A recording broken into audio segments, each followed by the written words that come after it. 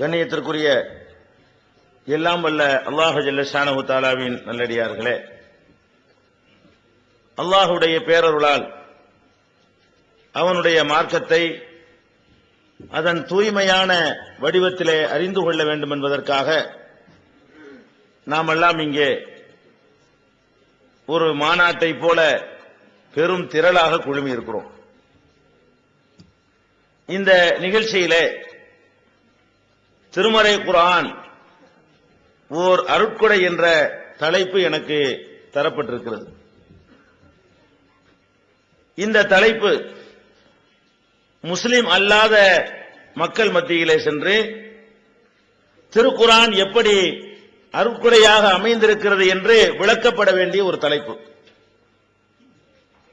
இந்த தலைப்பை குர்ஆனை தங்களுடைய வேதமாக ஏற்றுக்கொண்டிருக்கிற முஸ்லிம்கள் மத்தியிலே ஏன் சொல்ல வேண்டிய நிலை ஏற்பட்டிருக்கிறது என்று சொன்னால்,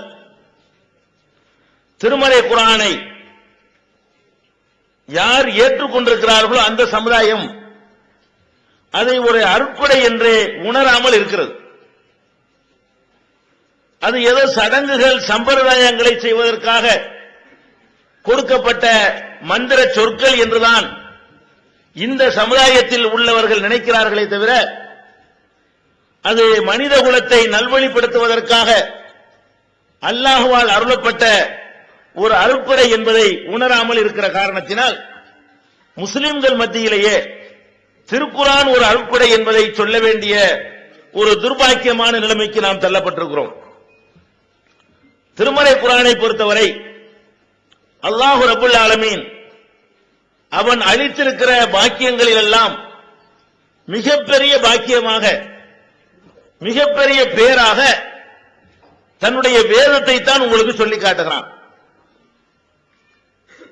ஷஹ்ரு ரமலான் அல்லதி உன்சில பிஹில் குர்ஆன், இந்த ரமலான் மாதத்திலே ஒரு மாத காலம் நம்மை நோன்பு வைக்குமாறு அல்லாஹ் கட்டளையிட்டிருக்கிறான். பகல் காலங்களிலே நம்முடைய ஆசைகளை அடக்கி ஒரு மாத காலம் இறைவனுக்காக நம்மை பயிற்றுவிக்க வேண்டும் என்று ஆணையிட்டிருக்கிறானே, இதை பற்றி திருமறை குர்ஆனில் அல்லாஹ் பேசும் பொழுது, இந்த ரமலான் மாதத்தை நீங்கள் நோன்பு நோற்பதற்காக நான் எதற்காக தேர்வு செய்திருக்கிறேன் தெரியுமா? இந்த மாதத்தில் தான் குர்ஆனை நான் உங்களுக்கு அருள துவங்கினேன். இந்த மாதத்தில் குர்ஆன் அருளப்பட்ட காரணத்தினால், அதாவது குர்ஆனுடைய வருகை துவங்கிய காரணத்தினால் இது ஒரு சிறப்பான மாதம். அதனால் நீங்கள் அதற்கு நன்றி செலுத்தும் விதமாக நோன்பு வையுங்கள் என்று அல்லாஹ் சொல்கிறான். அவன் அளித்த அருட்கொடைக்காக ஒரு மாத காலம் வருடா வருடம் நம்மை நோன்பு நோக்குமாறு கட்டளையிடுகிறானே, அதற்கு அல்லாஹ் சொல்ற காரணம் என்ன? ஷஹ்ரு ரமலான் அல்லதி உன்சில பிஹில் குர்ஆன், ரமலானுடைய மாதத்தில் தான் குர்ஆன் என்ற அந்த வேதம் உங்களுக்கு அருளப்பட்டிருக்கிறது. அது குர்ஆன் அருளப்பட்டதை கூட மொட்டையா அப்படி சொல்லிட்டு எல்லாம் விடல. எப்படி சொல்றான்னு கேட்டா, குர்ஆன் என்ன? ஹுதல் லின்னாஸ், அது மனித குலத்திற்கு நேர்வழி காட்டக்கூடியதாக இருக்கிறது. ஓ பையினாத்தின் மினல் ஹுதா, அந்த நேர்வழியை தெள்ளத் தெளிவாக அனைவருக்கும் விளங்கக்கூடிய வகையில புரிய வைக்கக்கூடியதாக, விளக்கக்கூடியதாக அந்த குர்ஆன் அமைந்திருக்கிறது. வல் ஃபுர்கான், அசத்தியத்தையும் சத்தியத்தையும் வேறுபடுத்தி காட்டக்கூடியதாக அந்த குர்ஆன் அமைந்திருக்கிறது. இப்படி சொல்லிட்டு ஃபமன் ஷஹித மின்கும் ஷஹ்ர, எனவே யார் அந்த மாதத்தை உங்களில் அடைகிறாரோ ஃபல்யஸ்முஹு, அந்த மாதத்திலே ஒரு நோன்பு நோக்க வேண்டும். அப்ப இந்த நோன்பு நோக்கிறதுக்கு சொல்றதுக்கு தான் அல்லாஹ் இந்த பீடிகை போடுறான். நோன்பு வைன்னு முட்டையா சொல்லாம நோன்பு வைக்கிற மாசத்தை சொல்லி, இந்த மாசத்துல ஏன் நோன்பு வைக்கணும் தெரியுமா? இதுலதான் குர்ஆன் அருள்னு சொல்லி, குர்ஆன் அருளினால் ஏன் நோன்பு வைக்கணும் சொன்னா, அதுலதான் உங்களுக்கு நேர்வழி இருக்கிறது, மனித குலத்துக்கு நேர்வழி இருக்கிறது. அது தெளிவாக வேற உங்களுக்கு சொல்லப்பட்டிருக்கிறது. சத்தியத்தையும் அசத்தியத்தையும் பிரித்து காட்டக்கூடியதாகவும் இருக்கிறது. எனவே நோன்பு வையுங்கள் என்று அல்லாஹ் சொல்றான். அப்ப இந்த திருமறை குர்ஆன் என்ற வேதம் அருளப்பட்டதனால்தான் வருடா வருடம் நாம் நோன்பு நோக்க கடமைப்பட்டிருக்கிறோம் என்று அல்லாஹ் சொல்கிறான் என்றால், இது எவ்வளவு பெரிய பாக்கியமாக அல்லாஹ் நமக்கு சொல்லி காட்டுகிறான். நமக்கு தந்திருக்கிற பணங்காசுகளை விட, பதவிகளை விட, சொத்து சுகங்களை விட, இந்த உலகத்திலே நாம் அனுபவித்திருக்கின்ற இன்ன பிற வசதி வாய்ப்புகளை விட நான் கொடுத்திருக்கிற இந்த திருமறை குர்ஆன் தான் மிகப்பெரிய பாக்கியம். அதுக்காகத்தான் நீங்கள் நன்றி செலுத்த வேண்டும், வருஷா வருஷம் நன்றி செலுத்த வேண்டும் என்று அல்லாஹ் திருமறையில அற்புதமாக சொல்லி காட்டுகிறான். அது மாத்திரமில்லை, இந்த குர்ஆன் என்றைக்கு அருளப்பட துவங்கியதோ அந்த ஒரு இரவை 1000 மாதங்களை விட சிறந்தது அல்லாஹ் சொல்கிறான். ஒரு நாள், எல்லா நாளும் ஒரே நாள் தான். லைலத்துல் கத்ர் என்று சொல்லப்படக்கூடிய திருமறை குர்ஆன் அருளப்பட்ட நாளை எடுத்துக்கொண்டாலும் மற்ற நாட்களை எடுத்துக்கொண்டாலும் அதே 24 மணி நேரங்கள் தான். எந்த விதமான வேறுபாடை நீங்கள் பார்க்க முடியாது. ஆனால் அல்லாஹ் என்ன சொல்றான்? இன்னா அன்ஸல்நாஹு ஃபீ லைலத்துல் கத்ர், மகத்துவமிக்க அந்த இரவிலே இந்த குர்ஆனை நாம் இறக்கினோம். இந்த குர்ஆனை இறக்கிய அந்த இரவு கைரும் மின் அல்ஃபி ஷஹர், 1000 நாட்களை விட அல்ல, 1000 மாதங்களை விட சிறந்தது. அப்ப அல்லாஹ் இந்த குர்ஆனை ஒரு நாள்ல இறக்குறான். அதை இறக்கின காரணத்திற்காக அந்த ஒரு நாளைக்கு 1000 மாதத்தை விட சிறந்த ஒரு தகுதியை வழங்குகிறான் என்று சொன்னால், அல்லாஹ்வுடைய பார்வையில் எடுத்துக்கொண்டால் இதுதான் பெரிய அருட்கொடை. நமக்கு வேண்டால் வேற வேற விஷயங்கள் பெரிய அருட்கொடையாக தெரியலாம்.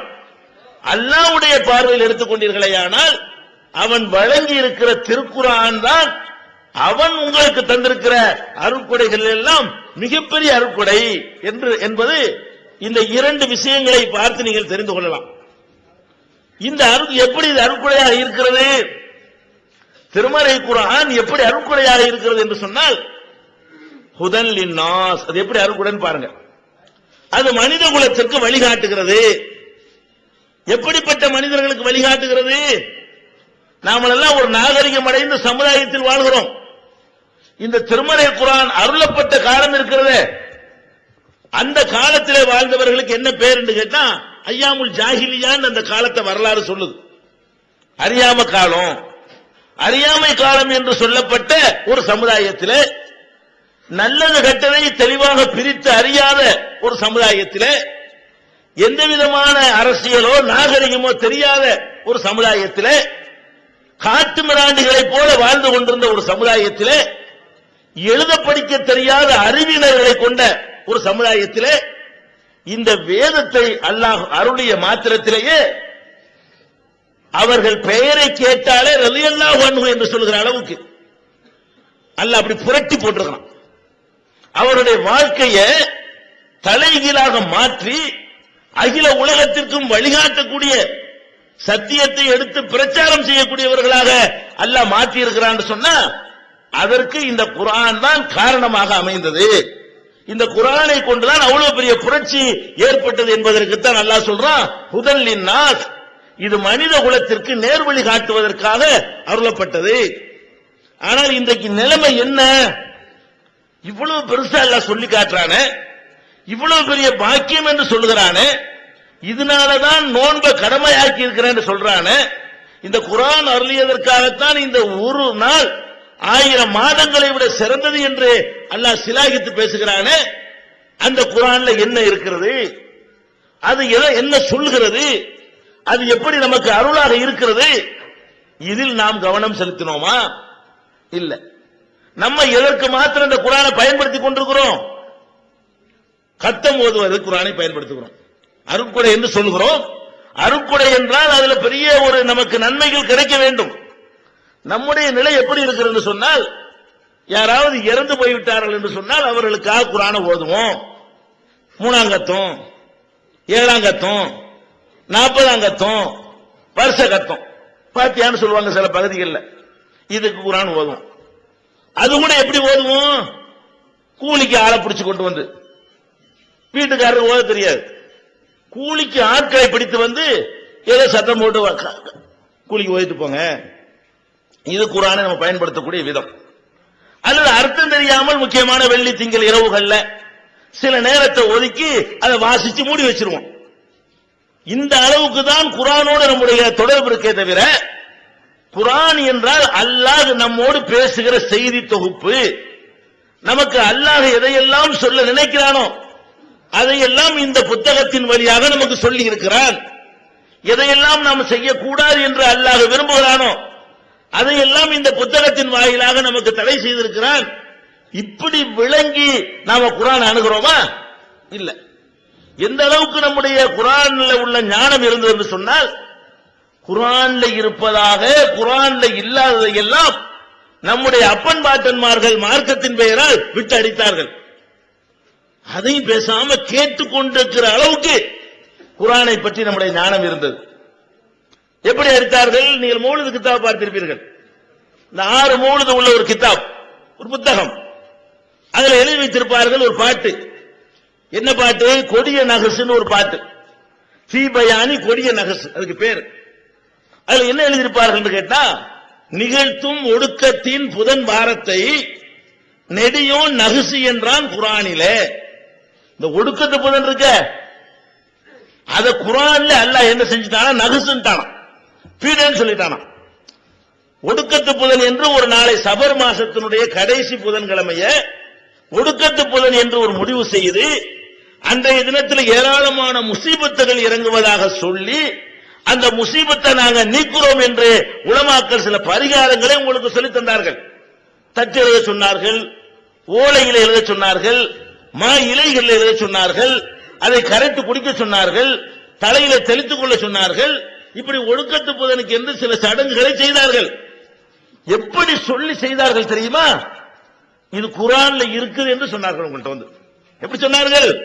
இந்த ஒடுக்கத்து புதன்கிறது நாங்க கண்டுபிடிச்சது இல்ல, நிகழ்த்தும் ஒடுக்கத்தின் புதன் வாரத்தை நெடியோன் நகுசு என்றான் குர்ஆனிலே. ஒடுக்கத்து புதன்கிறத வந்து நெடியோன்னா அல்லாஹ் வந்து குர்ஆன்ல நகுசுன்னு சொல்லிட்டான். இப்ப என்ன ஆகும்? குர்ஆன்ல அல்லாஹ் பீடன்னு சொல்லிட்டானா?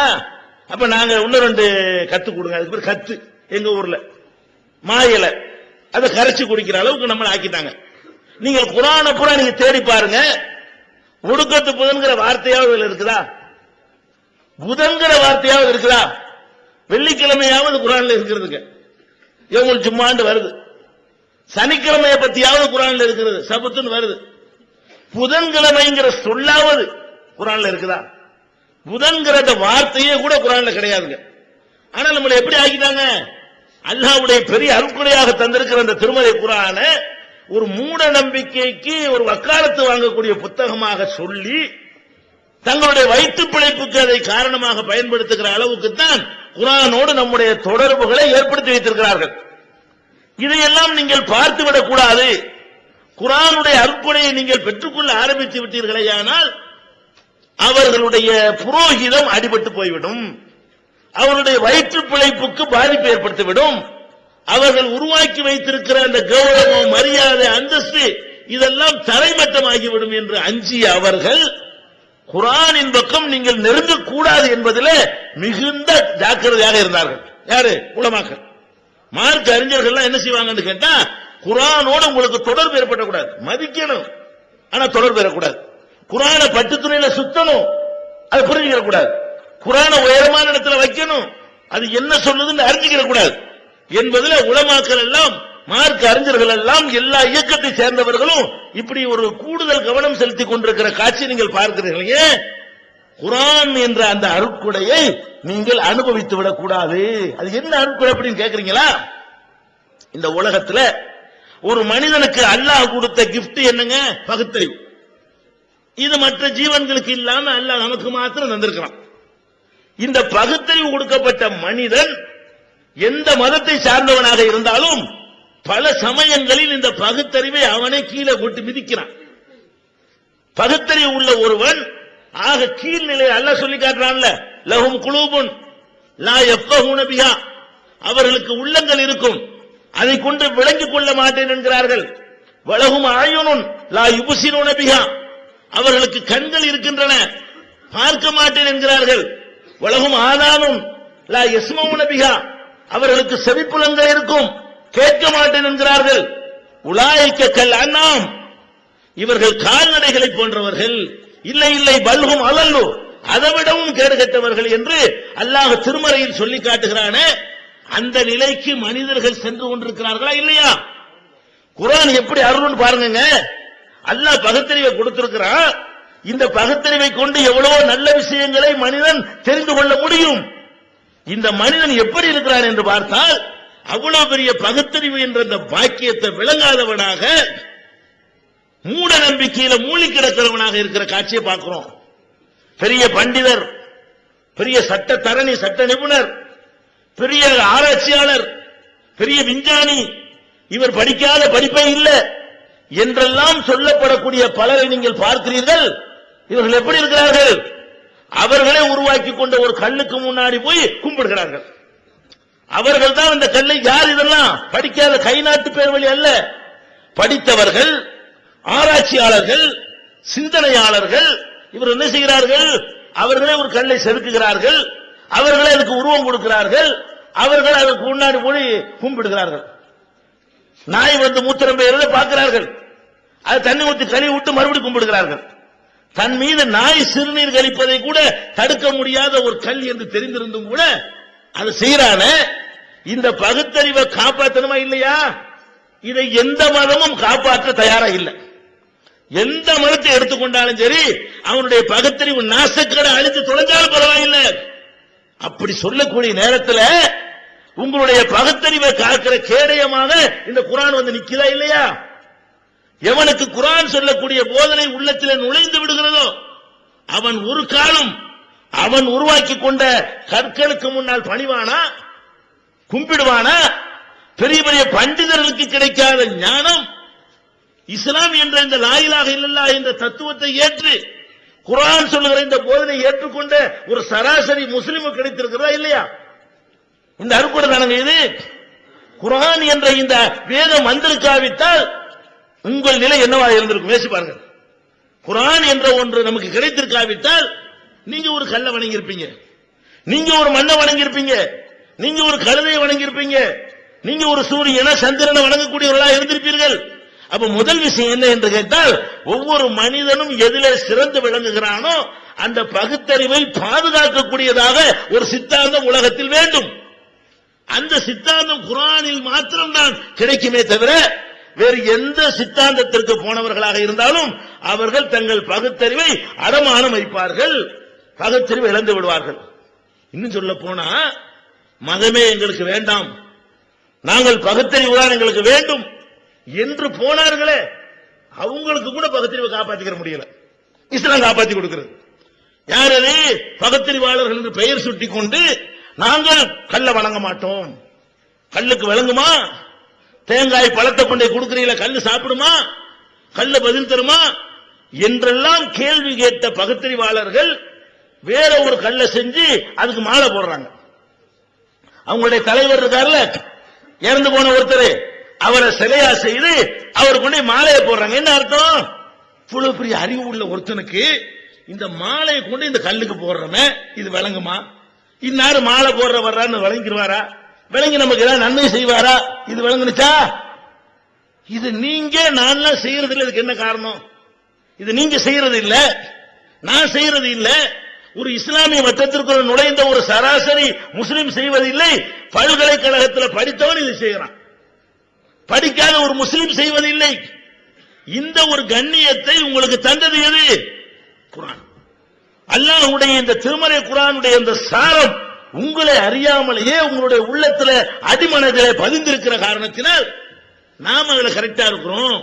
இந்த விஷயத்துல அல்லாஹ் எவ்வளவு பெரிய அருள் செய்திருக்கிறான்னு பாருங்க. அதே மாதிரி என்ன பண்றோம்? ஒரு மனிதன் தன்னுடைய சுயமரியாதையை எல்லா நேரத்திலும் அது அருட்படை. அல்லாஹ் கொடுத்திருக்க அறிவு எப்படி அருட்படையாக இருக்கிறதோ, ஒரு மனிதனுக்கு அவனுடைய சுயமரியாதை கௌரவம் இருக்குல்ல, அது ஒரு பெரிய அருட்படை. மனிதர்கள் நீங்க பாக்குறீங்க, ஒரு வசதி உள்ளவன் இருப்பான், ஒரு ஏழை இருப்பான். வசதி உள்ளவனால் ஏழை நசுக்கப்படுவான். ஏழை வசதி உள்ளவனுக்கு முன்னால் கை கட்டி வாய் புத்தி அடிமையாக நிற்பான். தேவைப்பட்டால் காரியத்தை சாதிக்க வேண்டிய நிலைமை வந்தால் காலில் விழுந்து கூட கும்பிடுவான். ஒருவன் தலைவனாக இருப்பான், ஒருத்தன் தொண்டனாக இருப்பான். தொண்டனாக இருக்கக்கூடியவன் தலைவனை திருப்திப்படுத்துவதற்காக, அவனிடமிருந்து ஒரு காரியத்தை சாதித்துக் கொள்வதற்காக அவன் காலில் போய் கும்பிடுவான். ஒருத்தன் ஆன்மீக குருவாக இருப்பான், இன்னொருத்த சீடனாக இருப்பான். இந்த ஆன்மீக சீடனாக இருக்கக்கூடிய ஒருத்தன் தன்னுடைய ஆன்மீகத்தை மேம்படுத்திக் கொள்வதற்காக ஒருவன் காலில போய் விழுவான், கும்பிடுவான். இப்படி உலகத்தில் உள்ள எல்லா மார்க்கங்களையும் பார்க்கிறீர்கள், எல்லா மதங்களையும் பார்க்கிறீர்கள். தன்னை போலவே மலஜலத்தை சுமந்து கொண்டிருக்கக்கூடிய ஒருத்தனை, தன்னை போலவே சாப்பிடக்கூடிய ஒருத்தனை, தன்னை போலவே தூங்கக்கூடிய ஒருத்தனை, தன்னை போலவே புள்ள குட்டிகளை பெற்றிருக்கக்கூடிய ஒருத்தனை, தன்னை போலவே எல்லா விதமான பலவீனங்களும் உள்ள ஒரு மனிதனை, இன்னும் சொல்ல போனால் பல விஷயங்களில் நம்மளை விட மட்டமா இருப்பான். அவன் யாரு? எவன் காலில் உழுவுறான் அவனை விட காலில் உழப்படுறான் பாருங்க தலைவன், அந்த பணக்காரன், அந்த குருநாதர், அந்த மகான், அந்த பெரியவர், பல வகையில் நம்மளோட மட்டமா இருப்பானோ. நம்மளாவது பழைய சொத்தை சாப்பிட்டு வாழ்ந்துருவோம், மகானுக்கு வாழ இயலாது. மகானுடைய நாக்குக்கு ரொம்ப ருசி வேணும். நல்ல பணக்காரோட எங்க இருக்குது அங்கதான் சாப்பிடுவார். ஏழை பால சாப்பாடு சாப்பிட மாட்டார். நம்ம கட்டுப்படுத்துற அளவு கூட நாமே அவர் கட்டுப்படுத்த இயலாது. நம்ம வெறும்பாயில படுப்போம். இந்த மகான் சேகு பெரியாருங்கிறாங்களே, இவங்களுக்கு எல்லாம் வெறும்பாயில தூக்கம் வராது. 1.5 முழத்துக்கு குஷன் போட்டாதான் தூக்கம் வரும். அப்படி இருக்கிறார்கள். இப்ப நம்மளை விட நமக்கு சமமா இருப்பார்கள், சில நேரங்களில் நம்மளோட மட்டமா கூட இருப்பார்கள். இப்படிப்பட்டவன் காலில் போய் நம்ம விழுவுறோமே, இதுல இருந்து மனிதனை காப்பாற்றணுமா இல்லையா? எது காப்பாற்றும்? திருமறை குர்ஆன் தான் காப்பாத்துச்சு. யார் திருமறை குர்ஆனுடைய சாரத்தை ஒழுங்காக அதை உள்ளத்தில் ஏற்றி வைத்திருக்கிறார்களோ, ஒரு காலமும் தன்னை போன்ற ஒரு மனிதனுக்கு முன்னால் அவர்களுடைய தலை தாழாது. எவன் குர்ஆனுடைய போதனையை தெரியாம, அது அருட்கொடைங்கிறத விளங்காம, அல்லாஹ் நம்மோட பேசுகிறான் என்ற அடிப்படையில் பார்க்காம, ஒரு சடங்கு சம்பிரதாயத்தினுடைய தொகுப்பு என்று கருதுகிறானோ, அவன் வேண்டுமானால் இஸ்லாத்தில் இருந்து கொண்டு எவங்காலையாவது விழுவான்.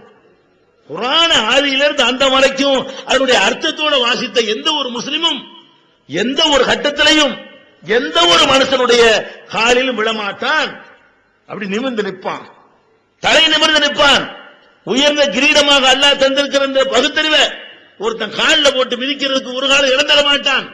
இப்படி ஒரு சமுதாயத்தை இந்த இஸ்லாம் உருவாக்கினா இல்லையா? குர்ஆன் உருவாக்கினா இல்லையா? இன்றைக்கு இருக்கிறவன் முஸ்லிம் என்ற பெயர்ல நம்மள சில பேர் சில பெரியார் மகான் காலில் விழுவுறான். ஒழுங்கான இஸ்லாத்தை கடைபிடிக்கிற யாராவது விழுவோமா? இல்ல, விழுவ மாட்டோம்.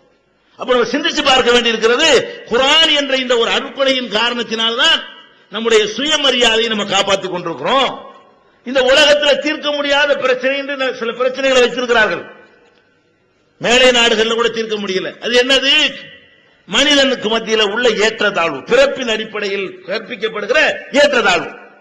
ஒருத்தன் கருப்பேங்கிறான், ஒருத்தன் வெள்ளையேங்கிறான். இது மாற்றி அமைக்க இயலுமா? கருப்பன் கருப்பனா தான் இருப்பான், வெள்ளையன் வெள்ளையனா தான் இருப்பான். இப்படி மாற்ற முடியாத பிறப்பில் வரக்கூடிய இந்த காரணத்தை வைத்துக் கொண்டு வெள்ளையா இருக்கிறவன் சிறந்தவன், கருப்பா இருக்கிறவன் தாழ்ந்தவன். இது காட்டு மிராண்டி காலத்தில் நடக்கல, இப்ப நடக்குது. இந்த நூற்றாண்டு நடக்கிறது, ஐரோப்பிய நாடுகள் நடக்கிறது.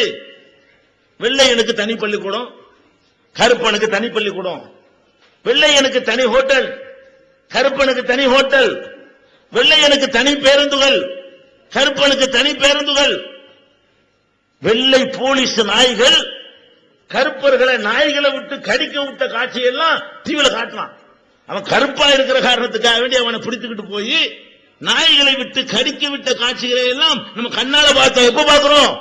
இந்த 20ஆம் நூற்றாண்டுல பார்க்கிறோம். அப்ப நிறத்தின் அடிப்படையில் ஒருத்தன் வசந்த வாங்குறான், ஒருத்தன் தாழ்ந்த வாங்குறான். அவன் பிறக்கிற குலத்தின் அடிப்படையில் இவர் உயர்ந்த ஜாதி, இவர் தாழ்ந்த ஜாதி. இந்த ஜாதிக்காரர் இதை யூஸ் பண்ணக்கூடாது, இந்த ஜாதிக்காரர் இதை யூஸ் பண்ணலாம். இந்த ஜாதிக்காரர் தான் கருவறை வரைக்கும் நுழைய முடியும், இந்த ஜாதிக்காரர் வாசல்ல நின்றணும், இந்த ஜாதிக்காரர் இந்த குளத்துல தண்ணி எடுக்கக்கூடாது. இந்தியாவில் நீங்கள் பார்த்தீர்களேயானால், தமிழகத்திலே பார்த்தீர்களேயானால் இந்த கொடுமையை தலைவிரிச்சு ஆடுறதை பார்க்கலாம். இலங்கையில் இருக்கிறாங்க தெரியவில்லை. அங்க என்ன இருக்கும்? ஒரு தேநீர் நிலையம் இருக்கும், 2 பேர் டீ கேட்டு வருவான். ஒருத்தன் உயர்ந்த ஜாதிக்காரன், அவனுக்கு கண்ணாடி கோலையில ஊத்தி நல்லா சீனிலாம் போட்டு முதலாளி கையில கொடுப்பார் டீ எடுத்து. இன்னொருத்த தாழ்ந்த ஜாதிக்காரன், அவன் அதே காசை கொடுப்பான். அவனுக்கு டீ எப்படி கொடுப்பாங்க தெரியுமா? சிரட்டை கொட்டாங்கச்சி, சிரட்டாமங்கல்ல அந்த கொட்டாங்கச்சியில கவுத்தி வைக்கப்பட்டிருக்கும். அதை எடுத்து அவன் நீட்டணும். அவர் டீயை ஊத்துவார். இவனு 2 ரூபா தான் கொடுக்கறான் டீக்கு, அவனு 2 ரூபா தான் கொடுக்கறான். இவன் குடிக்கிறது கண்ணாடி கிளாஸ்ல முதலாளி கழுவி வைப்பாரு, அவன் குடிக்கிற சிரட்டையில அவன் குடிச்சிட்டு அவனே கழுவி அவனே கவுத்தி வச்சுட்டு போகணும். இது எங்க 20ஆம் நூற்றாண்டுல இந்தியாவுல.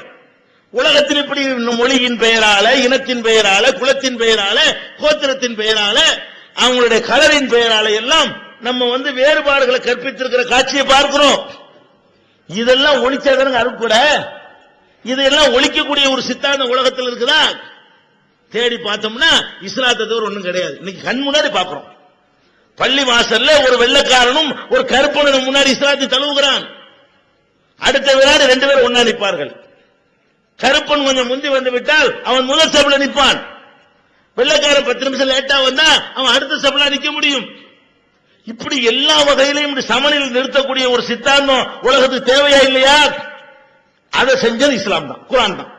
அப்ப குர்ஆன் எப்படி அருட்கொடை நினைக்கணும்னு கேட்டா, என்னென்னவெல்லாம் இந்த உலகத்தில் தீர்க்க முடியல நினைக்கிறார்களோ அதையெல்லாம் தீர்க்கக்கூடியதாக, செயல் திட்டத்தை கொண்டதாக, நடைமுறைப்படுத்தி காட்டக்கூடியதாக, வரட்டு தத்துவமாக வெறுமனே போதனை செய்துவிட்டு ஒதுங்காத ஒரு வாழ்க்கை நெறியாக திருமறை குர்ஆன் அமைந்திருப்பதை நீங்கள் பார்க்கிறீர்கள்.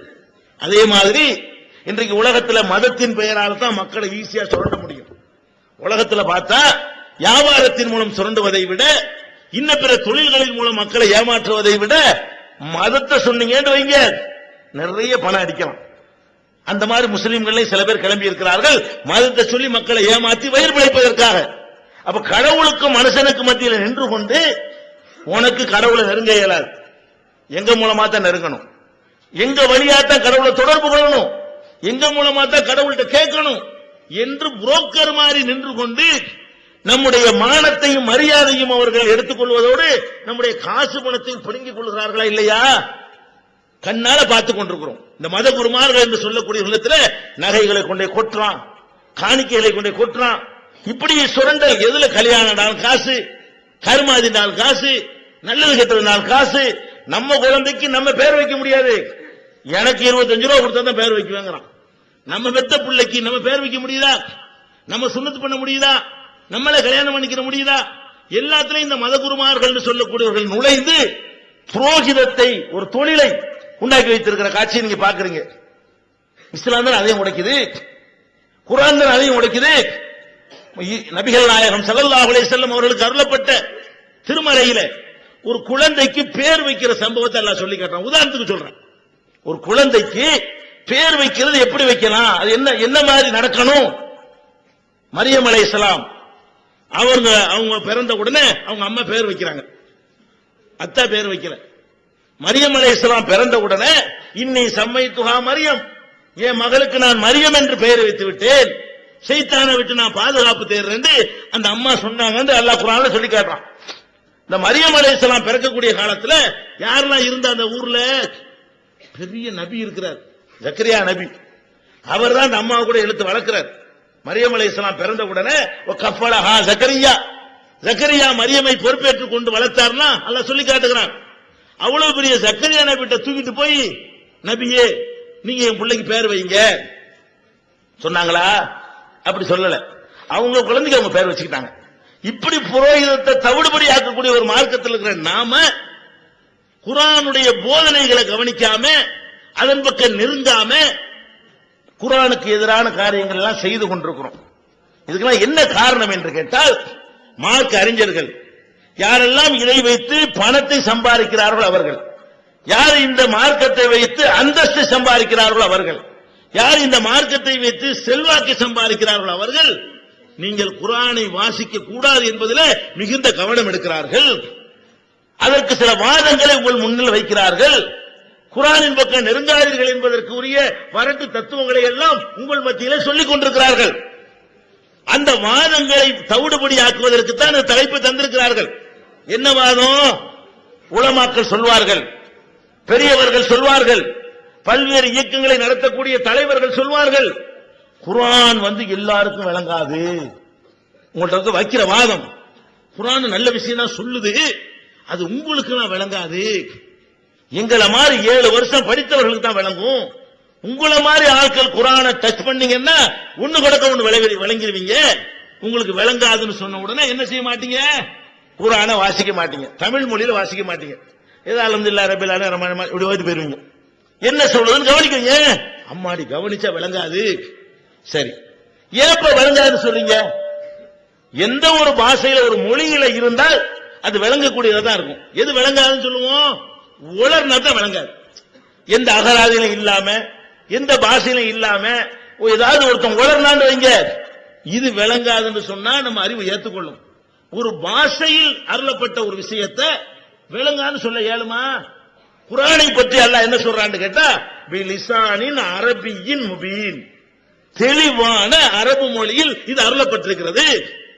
அப்ப ஒரு மொழியில் அது அருள் இருக்கிறேன் என்று அல்லாஹ் சொல்றான், அதுவும் தெளிவான நடையில் அருள் இருக்கிறேன் என்று அல்லாஹ் சொல்கிறான். ஒரு மொழியில் அருளப்பட்ட ஒரு அறிவுரை விளங்காது என்று எப்படி நீங்கள் சொல்வீர்கள்? கேட்டா சொல்லுவாங்க, உங்களுக்கு அரபி மொழி தெரியுமா? அரபி மொழியில் அருளப்பட்டது வாஸ்தவம் தான், அது அரபிகளுக்கு விளங்கும். அரபு மொழியில் அருளப்பட்ட வேதத்தை அரபி மொழி படிக்காத உங்களுக்கு எப்படி விளங்க முடியும்? தலையாட்டிட்டு, ஆமா அஜர்த்தான அரபி தெரியும், நமக்கு தெரியாத.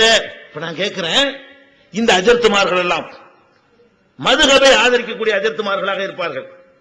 அவங்கள்ட்ட நீங்க கேட்கணும், மதுஹப் கிதாபுகள் எழுதி வச்சுக்கிறீங்களே, சட்டங்கள் எழுதி வச்சுக்கிறீங்களே, இதெல்லாம் அரபு மொழியில் எழுதப்பட்ட நூல்கள் காப்பியா? தமிழ்ல அபு ஹனீஃபா வந்தாரா?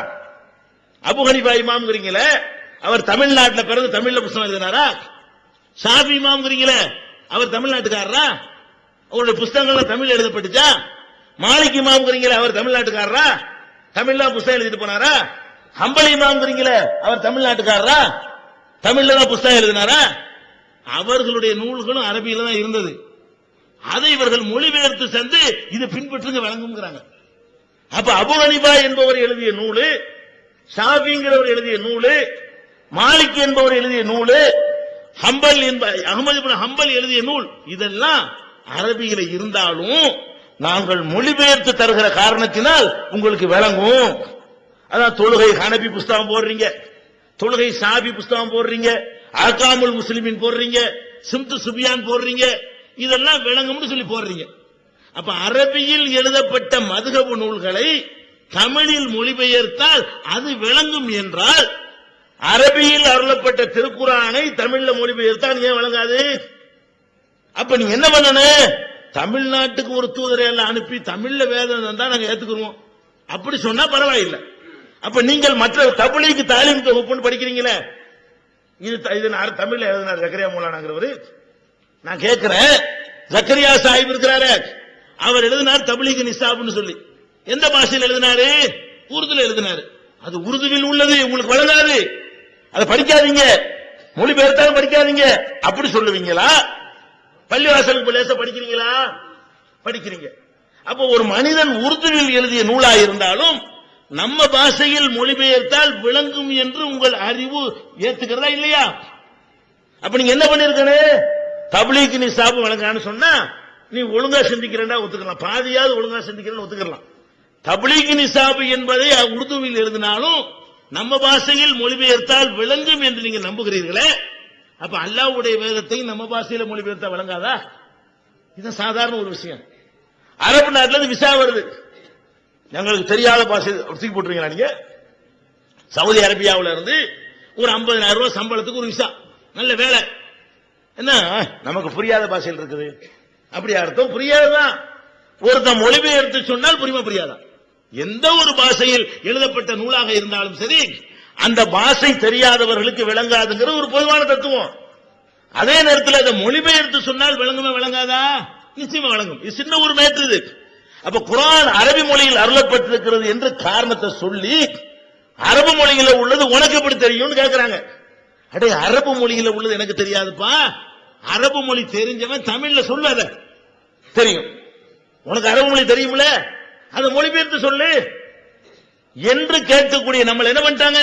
குர்ஆன் பக்கம் போகாதீங்க, குர்ஆனை படிக்காதீர்கள். தமிழகத்தில் நாங்கள் பார்த்திருக்கிறோம், தப்லீக் கூட்டம் போவாங்க, தப்லீக் ஜமாத், அதுல முடிஞ்சவன தாலீம் தொகுப்புன்னு புஸ்தகத்தை படிப்பாங்க.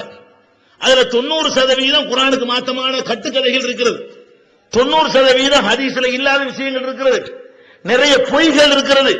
இந்த மாதிரி எந்த அளவுக்கு பொய்? குர்ஆனோடு நேரடியாக மோதுகிற அளவுக்கு எல்லாம் அதுல பொய் இருக்கிறது. அதை போய் படிக்கக்கூடிய அவங்கள்ட்ட போய், ஏங்க இதை படிக்கிறீங்களே, அழகா தொழுகைக்குன்னு மக்களை கூட்டு வர்றீங்க, அந்த மக்களை நல்வழிப்படுத்துவதற்காக குர்ஆனை வாசிக்க கூடாதா? என்னது குர்ஆனை வாசிக்கிறதா? யாருக்கு விளங்குமா குர்ஆன்? யாரு குர்ஆன் வாசிக்கலாம் என்று சொன்னதற்காக தப்லீகை விட்டு நீக்கப்பட்டவர்கள் இருக்கிறார்கள். அப்ப பள்ளிவாசல்ல அல்லாஹ்வுடைய வேதத்தை வாசிக்க கூடாது என்கிறார்கள். நபிகள் நாயகம் ஸல்லல்லாஹு அலைஹி வஸல்லம் ஹதீஸ்கள் தமிழாக்கம் வந்திருக்கிறது, அதை கூட வாசிக்க கூடாதாம். நம்ம காலத்தில் வாழ்ந்த ஜக்கரியா சாஹிப் என்பவர் எழுதி வைத்த உருது நூலை தமிழ்ல மொழிபெயர்த்து அது வழங்கும், அதை வாசிக்கலாம் என்கிற அளவுக்கு இந்த குர்ஆனை விட்டு நம்மளை அப்புறப்படுத்திக் கொண்டிருக்கிற காட்சியை பார்க்கிறோம். அதுக்கு சொல்லக்கூடிய ஒரே காரணம் என்ன? அது அரபு மொழியில் அருளப்பட்டிருக்கிறது. நான் கேட்கிறேன், திருமறை குர்ஆன்ல எந்த இடத்துலயாவது இது உங்களுக்கு கஷ்டம், இது உங்களுக்கு சிரமம், இது பண்டிதருக்கு தான் விளங்கும், இது பாமரருக்கு தான் அப்படி சொல்லப்பட்டிருக்கிறதா? குர்ஆனுடைய தனிச்சிறப்பு அதானங்க. குர்ஆனுடைய தனிச்சிறப்பு என்ன தெரியுமா? எந்த ஒரு புஸ்தகத்தை நீங்கள் எடுத்துக்கொண்டாலும் சரி, நல்ல ஸ்டைல்ல, உயர்ந்த தரத்தில், உயர்ந்த நடையில அதனுடைய எழுத்துக்கள் அமைந்திருக்குமே, ஆனால் சாதாரண மக்களுக்கு புரியாதுங்க. எது புரியும்? கீழே இறங்கி வந்து பேசினா தான் புரியும். எந்த ஒரு புத்தகத்தை எடுத்துக்கொண்டாலும் நமக்கு திருக்குறள் புரியுமா? புரியாது. தினத்தந்தி புரியும். அப்ப தினத்தந்தி ஸ்டைல்ல சொன்னா தான் விளங்குமே தவிர, திருக்குறள் ஸ்டைல்ல சொன்னீங்கன்னு வைங்க, 1000 பேருக்கு தான் விளங்கும். தினத்தந்தி ஸ்டைல்ல சொன்னா 1000 பேருக்கு விளங்கும். அப்ப உலகத்துல எந்த ஒரு பாஷையில் எழுதப்பட்ட எந்த ஒரு நூலாக இருந்தாலும் அதனுடைய நடை எளிமையாக இருந்தால் அனைவருக்கும் விளங்கும். நடை கஷ்டமாக இருந்தால் சில பேருக்கு தான் விளங்கும், அதிகமான மக்களுக்கு விளங்காது. திருமறை குர்ஆனுடைய அற்புதம் என்ன தெரியுமா? அதனுடைய நடை ரொம்ப உயர்ந்தது. நீங்கள் திருக்குறள் நடை என்று சொல்கிறீர்களே, கம்ப ராமாயண நடை என்று சொல்கிறீர்களே, அது எப்படி தமிழ்ல உயர்ந்த நடை என்று சொல்கிறீர்களோ அதை விட 1000 மடங்கு உயர்ந்த நடையில அல்லாஹ்வால் அருளப்பட்டதுதான் திருமறை குர்ஆன். உயர்ந்த நிலையில் இருந்தால் என்ன செய்யக்கூடாது? சாதாரண மக்களுக்கு விளங்கக்கூடாது. அரபியே தாய்மொழியா கொண்டாலும் சரிதான். இப்ப தமிழையே தாய்மொழியா கொண்டுதான் நமக்கு திருக்குறள் விளங்குமா? நமக்கு தாய்மொழி தமிழ் தான். தமிழ் தாய்மொழியா இருந்தாலும் திருக்குறள் விளங்குமா? அதுக்கு யாராவது உரை எழுதியிருக்கிறாங்களான்னு பார்ப்போம், விளக்க உரை எழுதியிருக்காங்கன்னு பார்ப்போம், அதை வச்சு விளங்கக்கூடியவர்களாக நம்ம இருப்போம். திருமறை குர்ஆனை பொறுத்த வரைக்கும் அதனுடைய ஸ்டைல் ரொம்ப ஆச்சரியப்பட்டான். இது மனித சொல்லு கிடையாது, இவர் மந்திரம் பண்றாரு, வசியம் பண்றாரு அப்படின்னு சொல்லுகிற அளவுக்கு திருக்குர்ஆனுடைய நடை இருந்தது. அதே நேரத்தில் அவ்வளவு உயர்ந்த நடையில் இருக்கிற அந்த வார்த்தைகள் சாதாரண மக்களுக்கு புரிந்தது. இஸ்லாத்தை ஆரம்பத்தில் ஏற்றுக்கொண்டவர்கள் யார்? அபுஜஹிலா? கரை கண்ட புலவர்களா? அரபு மொழியை கரைத்து குடித்தவர்களா? இல்ல. வெளிநாட்டிலிருந்து பிழைப்பு தேடி வந்து அறகுறையாக அரபி படிச்சாங்களே, அவங்களுக்கு தான் இந்த குர்ஆன் ஃபர்ஸ்ட் விளங்குனது. பிலாலுக்கு விளங்கியது. அவர் யாரு? அவருக்கு ஒழுங்கா கூட உச்சரிக்க தெரியாது. ஒழுங்கா கூட உச்சரிப்புகளை சரியான முறையில் சொல்ல தெரியாத, அடிமையாக பிடித்து வரப்பட்ட பிலால் ரலியல்லாஹு அன்ஹு அவர்களுக்கு இந்த ஹை ஸ்டைல் அமைந்திருக்கக்கூடிய திருமறை குர்ஆன் விளங்கி அவர் இஸ்லாத்தை ஏற்றுக்கொள்கிறார். அவருக்கு விளங்குகிறது, சுஹைபுக்கு விளங்குகிறது. இத்தாலியிலிருந்து, ரோமாபுரியிலிருந்து அவர் இங்கே வந்தவர், பிழைப்பு தேடி வந்தவர், பஞ்சமொழிக்கு வந்தவர். அவர் பெரிய அரபு மொழி வித்தகர் கிடையாது. இத பேச்சு வழக்கில் சில அரபி வார்த்தைகளை தெரிந்து கொண்டவர். அந்த மாதிரியான மக்களுக்கு எது விளங்குது? அவர் இஸ்லாத்துக்கு வந்தாரா இல்லையா? ஹுபைப் வந்தாரா இல்லையா? சல்மான் பார்சி வந்தாரா இல்லையா? அவர் பாரசீகம் தாய்மொழி, தாய்மொழி பாரசீகமா இருந்தும் கூட அவருக்கு இந்த குர்ஆன் விளங்குகிறது. அப்ப அல்லாஹ் இந்த குர்ஆனை எப்படி அற்புதமா தந்திருக்கிறான்னு கேட்டா, ரொம்ப தரத்துல மேல கொண்டே வைக்கிறான். அது அல்லாஹ்வுடைய வார்த்தை நிரூபிக்கிறதுக்காக வேண்டி அந்த உயர்ந்த தரத்தில் இருந்தாலும் சாதாரணமா அறகுறையா கொஞ்சத்துக்கு கொஞ்சம் பேச்சு வழக்கு மாத்திரம் தெரிந்திருக்கிற ஒரு முஸ்லிமுக்கு, ஒரு மனிதனுக்கு விளங்கும். அதனாலதான் பிலால் இஸ்லாத்தை ஏற்றாரு, சல்மான் பார்சி ஏற்றாரு. 7 ஆண்டு காலமும் இங்க மதரசாவுல படிக்கல. அஜர்த்துமார்கள் சொல்றாங்களே, இந்த மாதிரி 7 ஆண்டு காலம் மதரசாவுல படித்து பட்டங்கள் பெற்று அரபு மொழியில கரை கண்டவர்களாக மாறி அதுக்கு பிறகு குர்ஆன் விளங்குனுச்சா? இன்னும் சொல்ல போனா அவங்களுக்கு தான் விளங்காம இருந்துச்சு. யாருக்கு? எவன் அரபு மொழியில கரகண்டு இருந்தானோ, தாருன் நதுவா வைத்திருந்தானோ, அந்த அரபு மொழிக்காக சங்கம் வச்சிருந்தானோ, அரபு சங்கம் வச்சிருந்தானோ, அவனுக்கு விளங்கல. யாருக்கு விளங்குது? சாதாரண மக்களுக்கு விளங்குறது. அஜர்த்துமார்களுடைய தரத்துக்கு இருந்தானே அவனுக்கு விளங்கல. நம்ம அஜர்த்துமார்களுடைய மொழி அறிவு இருக்குதே, இந்த ரேஞ்சில யாரு இருந்தார்களோ அவர்களுக்கு விளங்கல. நம்மள மாதிரி கொஞ்சம் கொஞ்சம் பேச்சு வழக்கு தமிழ் பேசுறமே, இந்த மாதிரி அரபு மொழி யார் விளங்கி இருந்தார்களோ அவர்களுக்கு அந்த குர்ஆன் விளங்கியது. அவங்க தான் இஸ்லாத்துக்கு வந்தாங்க ஆரம்ப காலத்தில். ஹிஜ்ரத் செய்த மக்களை எடுத்து பார்த்தீர்களே ஆனால் அபிசினியாவுக்கு போனவங்களை எடுத்துக்கிறங்க, மதீனாவுக்கு போனவங்களை எடுத்துக்கிறங்க. யார் இதெல்லாம்? பண்டிதர்களா? புலவர்களா? அரபு மொழியில ரொம்ப கரைத்து குடித்தவர்களா? இல்ல. சாதாரண மிகச்சாதாரண ஊழியர்கள், வேலைக்காரர்கள், அடிமைகள், அற்பமான தொழிலை செய்யக்கூடியவர்கள், சாமானியர்கள், பெண்கள். சுமையாவள என்ன பெரிய புலமையா, பெரிய புலவியா அவங்க? பொம்பளை புலமையா அவங்க? இல்ல. சுமையாவுக்கு விளங்குச்சு, அம்மாருக்கு விளங்குது, யாசிருக்கு விளங்குது. இவங்க யாரு? அங்கே இருந்த சாதாரண மிகச் சாதாரண படிப்பறிவு இல்லாத உம்மி சமுதாயம். அல்லாஹ் என்ன சொல்லி காட்டுறான்? பாஸபில் உம்மீன ரசூலன். இந்த திருக்குர்ஆனை பற்றி சொல்லும் பொழுது எழுதவும் வாசிக்கவும் தெரியாத ஒரு சமுதாயத்திற்கு இந்த தூதரை அனுப்புனேங்கிறான். எந்த சமுதாயத்திற்கு அரபியில் கையெழுத்து போட தெரியாதோ, எந்த சமுதாயத்திற்கு அரபியில் எழுத தெரியாதோ, எந்த சமுதாயத்திற்கு அரபியில் எழுதப்பட்டதை வாசிக்க தெரியாதோ, வெறும் பேச மட்டுமே தெரியுமோ, அந்த சமுதாயத்திற்கு தான் முஹம்மது ஸல்லல்லாஹு அலைஹி வஸல்லம் அவர்களை அல்லாஹ் அனுப்பி இந்த குர்ஆனையும் கொடுத்து அந்த குர்ஆன் அவருடைய உள்ளத்தை ஈர்த்து அவர்களை இஸ்லாத்தில் ஏற்றுக்கொண்ட வரலாறு பார்க்கிறோம். ஃபர்ஸ்ட் நீங்கள் விளங்க வேண்டிய விஷயம் என்னன்னு கேட்டா, குர்ஆன் விளங்கும்ங்கறத ஒத்துக்கிறங்க. குர்ஆன் மாதிரி வேற எதுவும் விளங்காது. இன்னும் சொல்ல போனா அல்லாஹ் சொல்றான், நான் தெளிவா விளக்குறேங்கிறான். பையினாத்தின் மினல் ஹுதா, தெள்ளத் தெளிவாக விளக்குறேங்கிறான். லிசானின் அரபியின் முபீன்கிறான், தெளிவான அரபு மொழியில இத அருள் இருக்கிறேங்கிறான். ஃபுஸ்ஸிலத் ஆயாத்துஹு, இதனுடைய வசனங்கள் யாவுமே தெள்ளத் தெளிவாக விளக்கப்பட்டிருக்கிறது என்று அல்லாஹ் சொல்லி காட்டுகிறான். நீங்க என்ன பண்றீங்க? அல்லாஹ் சொல்றான், அடே உனக்கு விளங்குற மாதிரி தந்திருக்கேங்கிறான், புரியும்னு சொல்றான். நீங்க சொல்றீங்க புரியாதுங்கிறீங்க. அப்ப யாருக்கு கோளாறு? இப்ப என்ன விளங்குது? அல்லாஹ்வுக்கு விளக்க தெரியல. ஒரு ஜக்கரியா சாஹிபுக்கு விளக்க தெரிஞ்ச அளவுக்கு, ஒரு அபு ஹனீஃபா சாஹிபுக்கு விளக்க தெரிஞ்ச அளவுக்கு, ஒரு சாபிக்கு விளக்க தெரிஞ்ச அளவுக்கு, ஒரு மாலிக்கு விளக்க தெரிஞ்ச அளவுக்கு, உங்க பள்ளிவாச பேசிமாம் அஜர்த் இருக்கிறாரு அவருக்கு விளக்க தெரிஞ்ச அளவுக்கு அல்லாஹ்வுக்கு விளக்க தெரியாதுன்னு சொல்றீங்களா? விளக்கி இருக்கிறேங்கிறான், நான் தெளிவுபடுத்திருக்கேங்கிறான், தெளிவான ஒரு வழிகாட்டுதலா தந்திருக்கிறேன் சொல்றான். நீங்க என்ன பண்றீங்க? விளங்காது. அப்ப வாத்தியார் சரியில்லைன்னு அர்த்தம். அதன் அர்த்தம் அவன் ஆசான், அவன் தான் அந்த நூலுக்கு ஆசிரியர். குர்ஆனுக்கு ஆசிரியர் அல்லதானே? ஆசிரியர் சொல்லுவான், ஆசிரியர் சொல்லுகிறான், இது எல்லாத்துக்கும் விளங்க முடியும். நீங்க சொல்றீங்க விளங்காது. அப்ப என்ன ஆகுது? பொய் சொல்றாங்க, விளங்காம உளறிப்புட்டு நமக்கு புரியாம என்னத்தை எழுதி வச்சுப்புட்டு உங்களுக்கு விளங்க முடியும். அல்லாஹ் பொய் சொல்றான். அப்படி அர்த்தம்? அல்லாஹ் குர்ஆன்ல சொல்றான், வலா யுனப்பியுக மிஸ்லு கபீர், அவனை போல எவனும் உனக்கு விளக்க முடியாதாங்கிறான். டேய், அவனை மாதிரி எவனும் விளக்க முடியாது. அல்லாஹ் படைச்சவன் உனக்கு விளக்கி இருக்கும் பொழுது அது எப்படி விளங்க நீ சொல்லுவ? நான் விளக்கி, நான் என்னை மாதிரி ஒரு மனிதன் விளக்கி சொன்னால் வேண்டால் நீங்கள் எப்படி சொல்லலாம்? அவர் விளக்குறேன்னு சொன்னாரு, உழைப்பிட்டாரு, சொதப்பிட்டாருன்னு சொல்லலாம். படைச்சவன் அப்படி சொல்ல முடியுமா? அப்ப நம்ம என்ன குற்ற சுமத்துறோம்? குர்ஆன் விளங்காது என்று சொன்னால் அல்லாஹ்வுக்கு விளக்க தெரியல. நான் கேட்கிறேன், விளங்காத ஒன்றை எதுக்குங்க சொல்லணும்? அவ்வளவு வேணாம். ரசூல் ஸல்லல்லாஹு அலைஹி வஸல்லத்தை அடிச்சாங்கல்ல, தெரியுமில்ல, உதைச்சாங்கல்ல, கல்லத்துக்கு எரிஞ்சாங்கல்ல, முள்ள போட்டாங்கல்ல, கூட இருந்தவங்கள கொலை பண்ணாங்கல்ல, ஊரை விட்டு விரட்டினாங்கல்ல, சண்டைக்கெல்லாம் வந்தாங்கல்ல, இதெல்லாம் விளங்காட்டிலாம் நடந்திருக்குமா? இல்ல விளங்கலன்னா ஏன் அடிக்கிறாங்க ரசூல் ஸல்லல்லாஹு அலைஹி வஸல்லம்? அந்த யாருக்கு இப்ப வழங்குது? என்ன சொல்றாரு? யாருக்கா வழங்குதா? பேசாம போப்பான் இருப்பாங்க. தெளிவா வழங்கிருக்கு. யாருக்கு வழங்கிருக்கு? அஜர்த்துமாருக்கு வழங்கல. 7 சில்லா போனவங்களுக்கு வழங்க மாட்டேங்குது. யாருக்கு வழங்குது?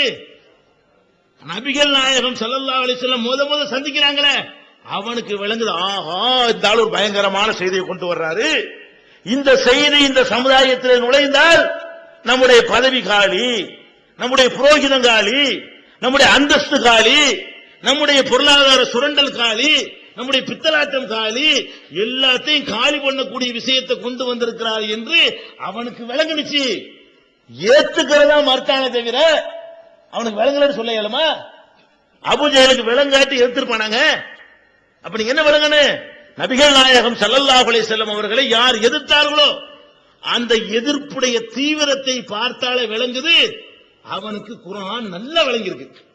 என்ன விளங்கியிருக்கு? ஆஹா, இவர் சொல்ற மாதிரி வந்தா எல்லாரையும் ஒரு சபையில ஒண்ணா உட்கார வச்சிருவாரு.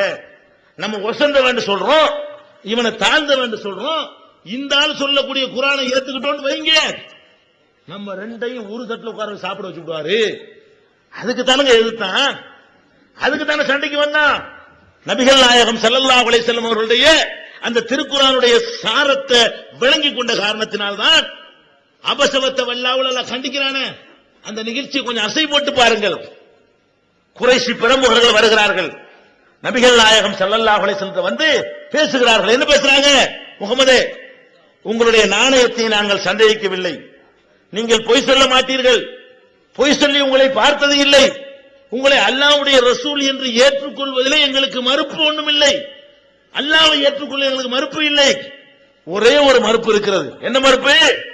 நீங்கள் எங்களையும் இந்த சாதாரண அடிமைகளையும் ஒரு தட்டில் வைக்கிறீர்கள், ஒரு நிலையில் நிறுத்துகிறீர்கள். எங்களை தனி அவங்கள தனின்னு ஒத்துக்கொண்டீர்களே, ஆனால் நாங்க இந்த இஸ்லாத்தை ஏற்றுக்கொள்றோம், உங்களை அல்லாஹ்வுடைய தூதர் ஒப்புக்கொள்றோம் சொன்னார்கள்.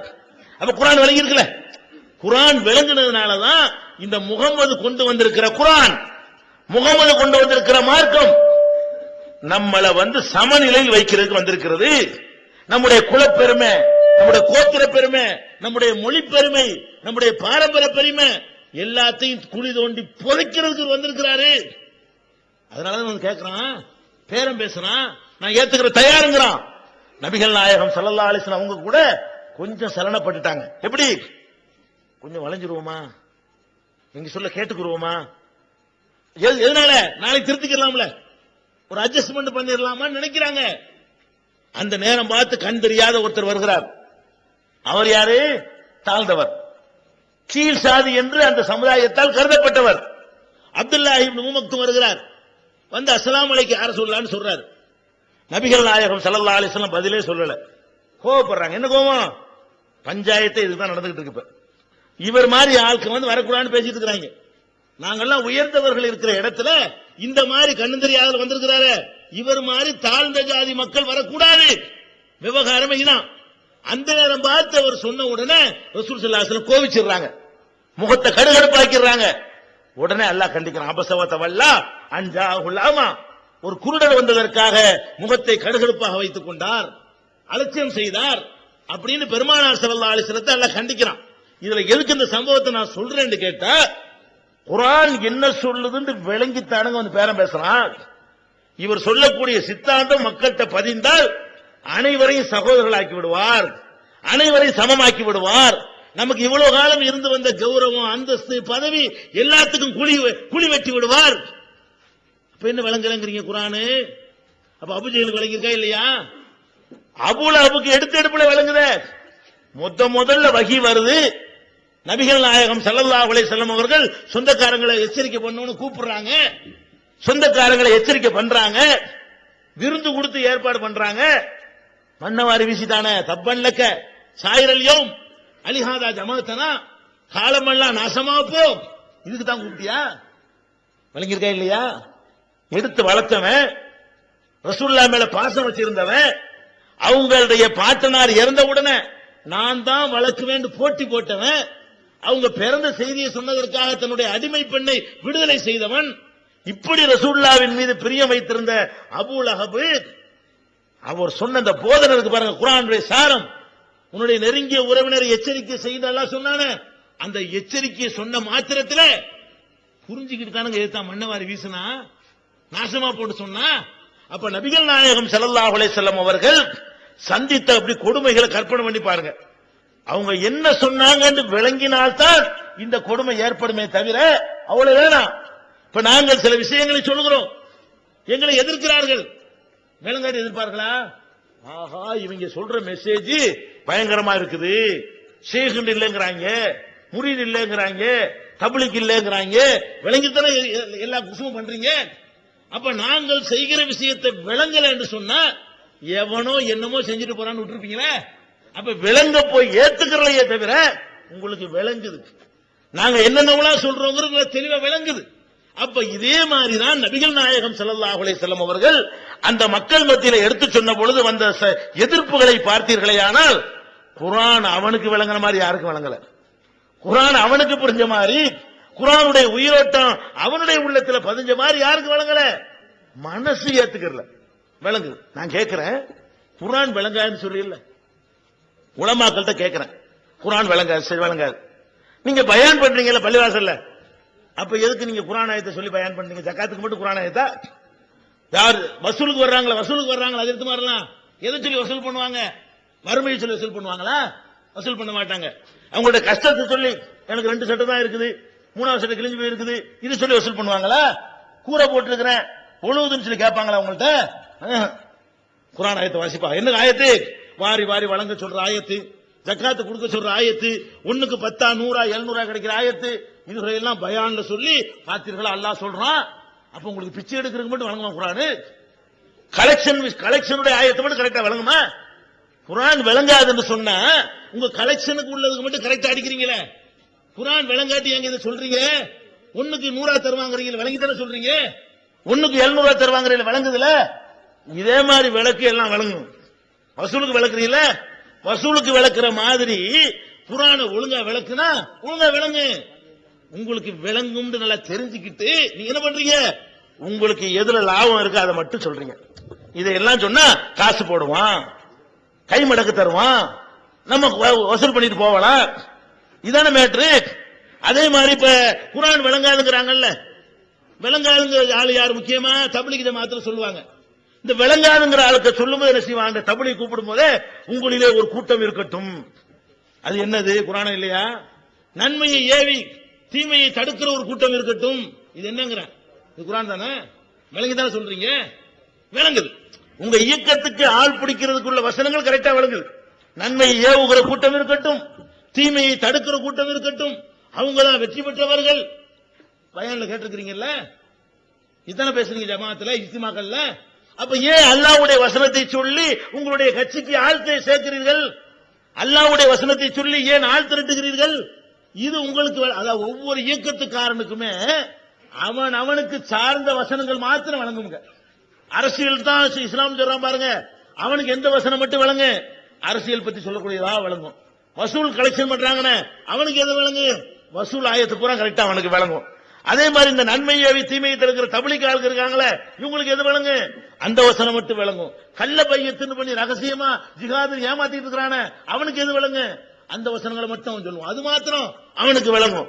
அல்லாஹ்வுடைய ஆட்சியை அனைத்து துறையிலும் கொண்டு வர போறேன், நாளைக்கு இஸ்லாமிய ஆட்சியை உண்டாக்க போறேன், கனவுலகத்தில் வாழ வைக்கிறான அவனுக்கு விளங்கு. எது விளங்கு? அது சம்பந்தமான அப்படி தேர்ந்து வச்சிருப்பா. மொத்தத்தையும் போட்டு பார்த்தா எல்லாம் வழங்கும். அதாவது உனக்கு இது விளங்குது, அவனுக்கு அது விளங்குது, இவனுக்கு இது விளங்கி போயிடுது, எல்லாம் சேர்ந்து உட்கார்ந்து எல்லாம் வழங்கும்ல. அப்படி விளங்கான்னு சொல்லிக் கொண்டு உங்களுக்கு வசதியானதை மட்டும் பிரிக்கிறீங்களப்பா. அது என்னது? வசதியான பிரிச்சான சொல்றீங்க. அப்ப நம்ம விளங்குறோம், நல்லா விளங்குது. எல்லாரும் தன்னுடைய சுயநலனுக்கு குர்ஆனை பயன்படுத்துகிறார்கள். நாம சொல்றோம் எல்லாம் விளங்கும். இப்ப அகீமு ஸலாத்துன்னு அல்லாஹ் சொல்றான், தொழுகை நிலைநாட்டுங்கள். இதுக்கு அர்த்தம் அகீமு ஸலாத்தான்னா உங்களுக்கு விளங்காது, படிக்காதவங்களுக்கு விளங்காது. இப்ப நான் சொல்றேன் தொழுகை நிலைநாட்டுங்கள். என்ன தொழுகை நின்றதா அப்படி சொல்லுவீங்களா? விளங்க விளங்குதா? அடே அகீமு ஸலாத்தான்னு சொல்லும் போது அரபிக்கு விளங்கு, தொழுகை நிலைநாட்டுங்கள் போது தமிழனுக்கு வழங்க வழங்காதா? பிறகு வழங்காதுங்கிற. ஆத்து ஜகாத்துன்னு எல்லாம் சொல்றான், ஜகாத்து கொடுங்கள். அரபிக்கு அருங்கிறது வழங்கணும். ஜகாத்து கொடுங்கள் உங்கள்ட்ட சொல்றேன், வழங்க வழங்காதா? அல்ஹம்துலில்லாஹி, எல்லா புகழும் அல்லாஹ்வுக்கு கேக்குறேன். அல்ஹம்துலில்லாஹின்னா வழங்காது. சரி, நாங்க அரபி படிக்கல. எல்லா புகழும், எல்லாண்டா என்ன, புகழ்டா என்ன, அல்லாஹ்வுக்கு என்னன்னு கேட்பீங்களா? எல்லா புகழும் அல்லாஹ்வுக்கு சொன்னோன்னு தலையாட்டுங்களா இல்லையா?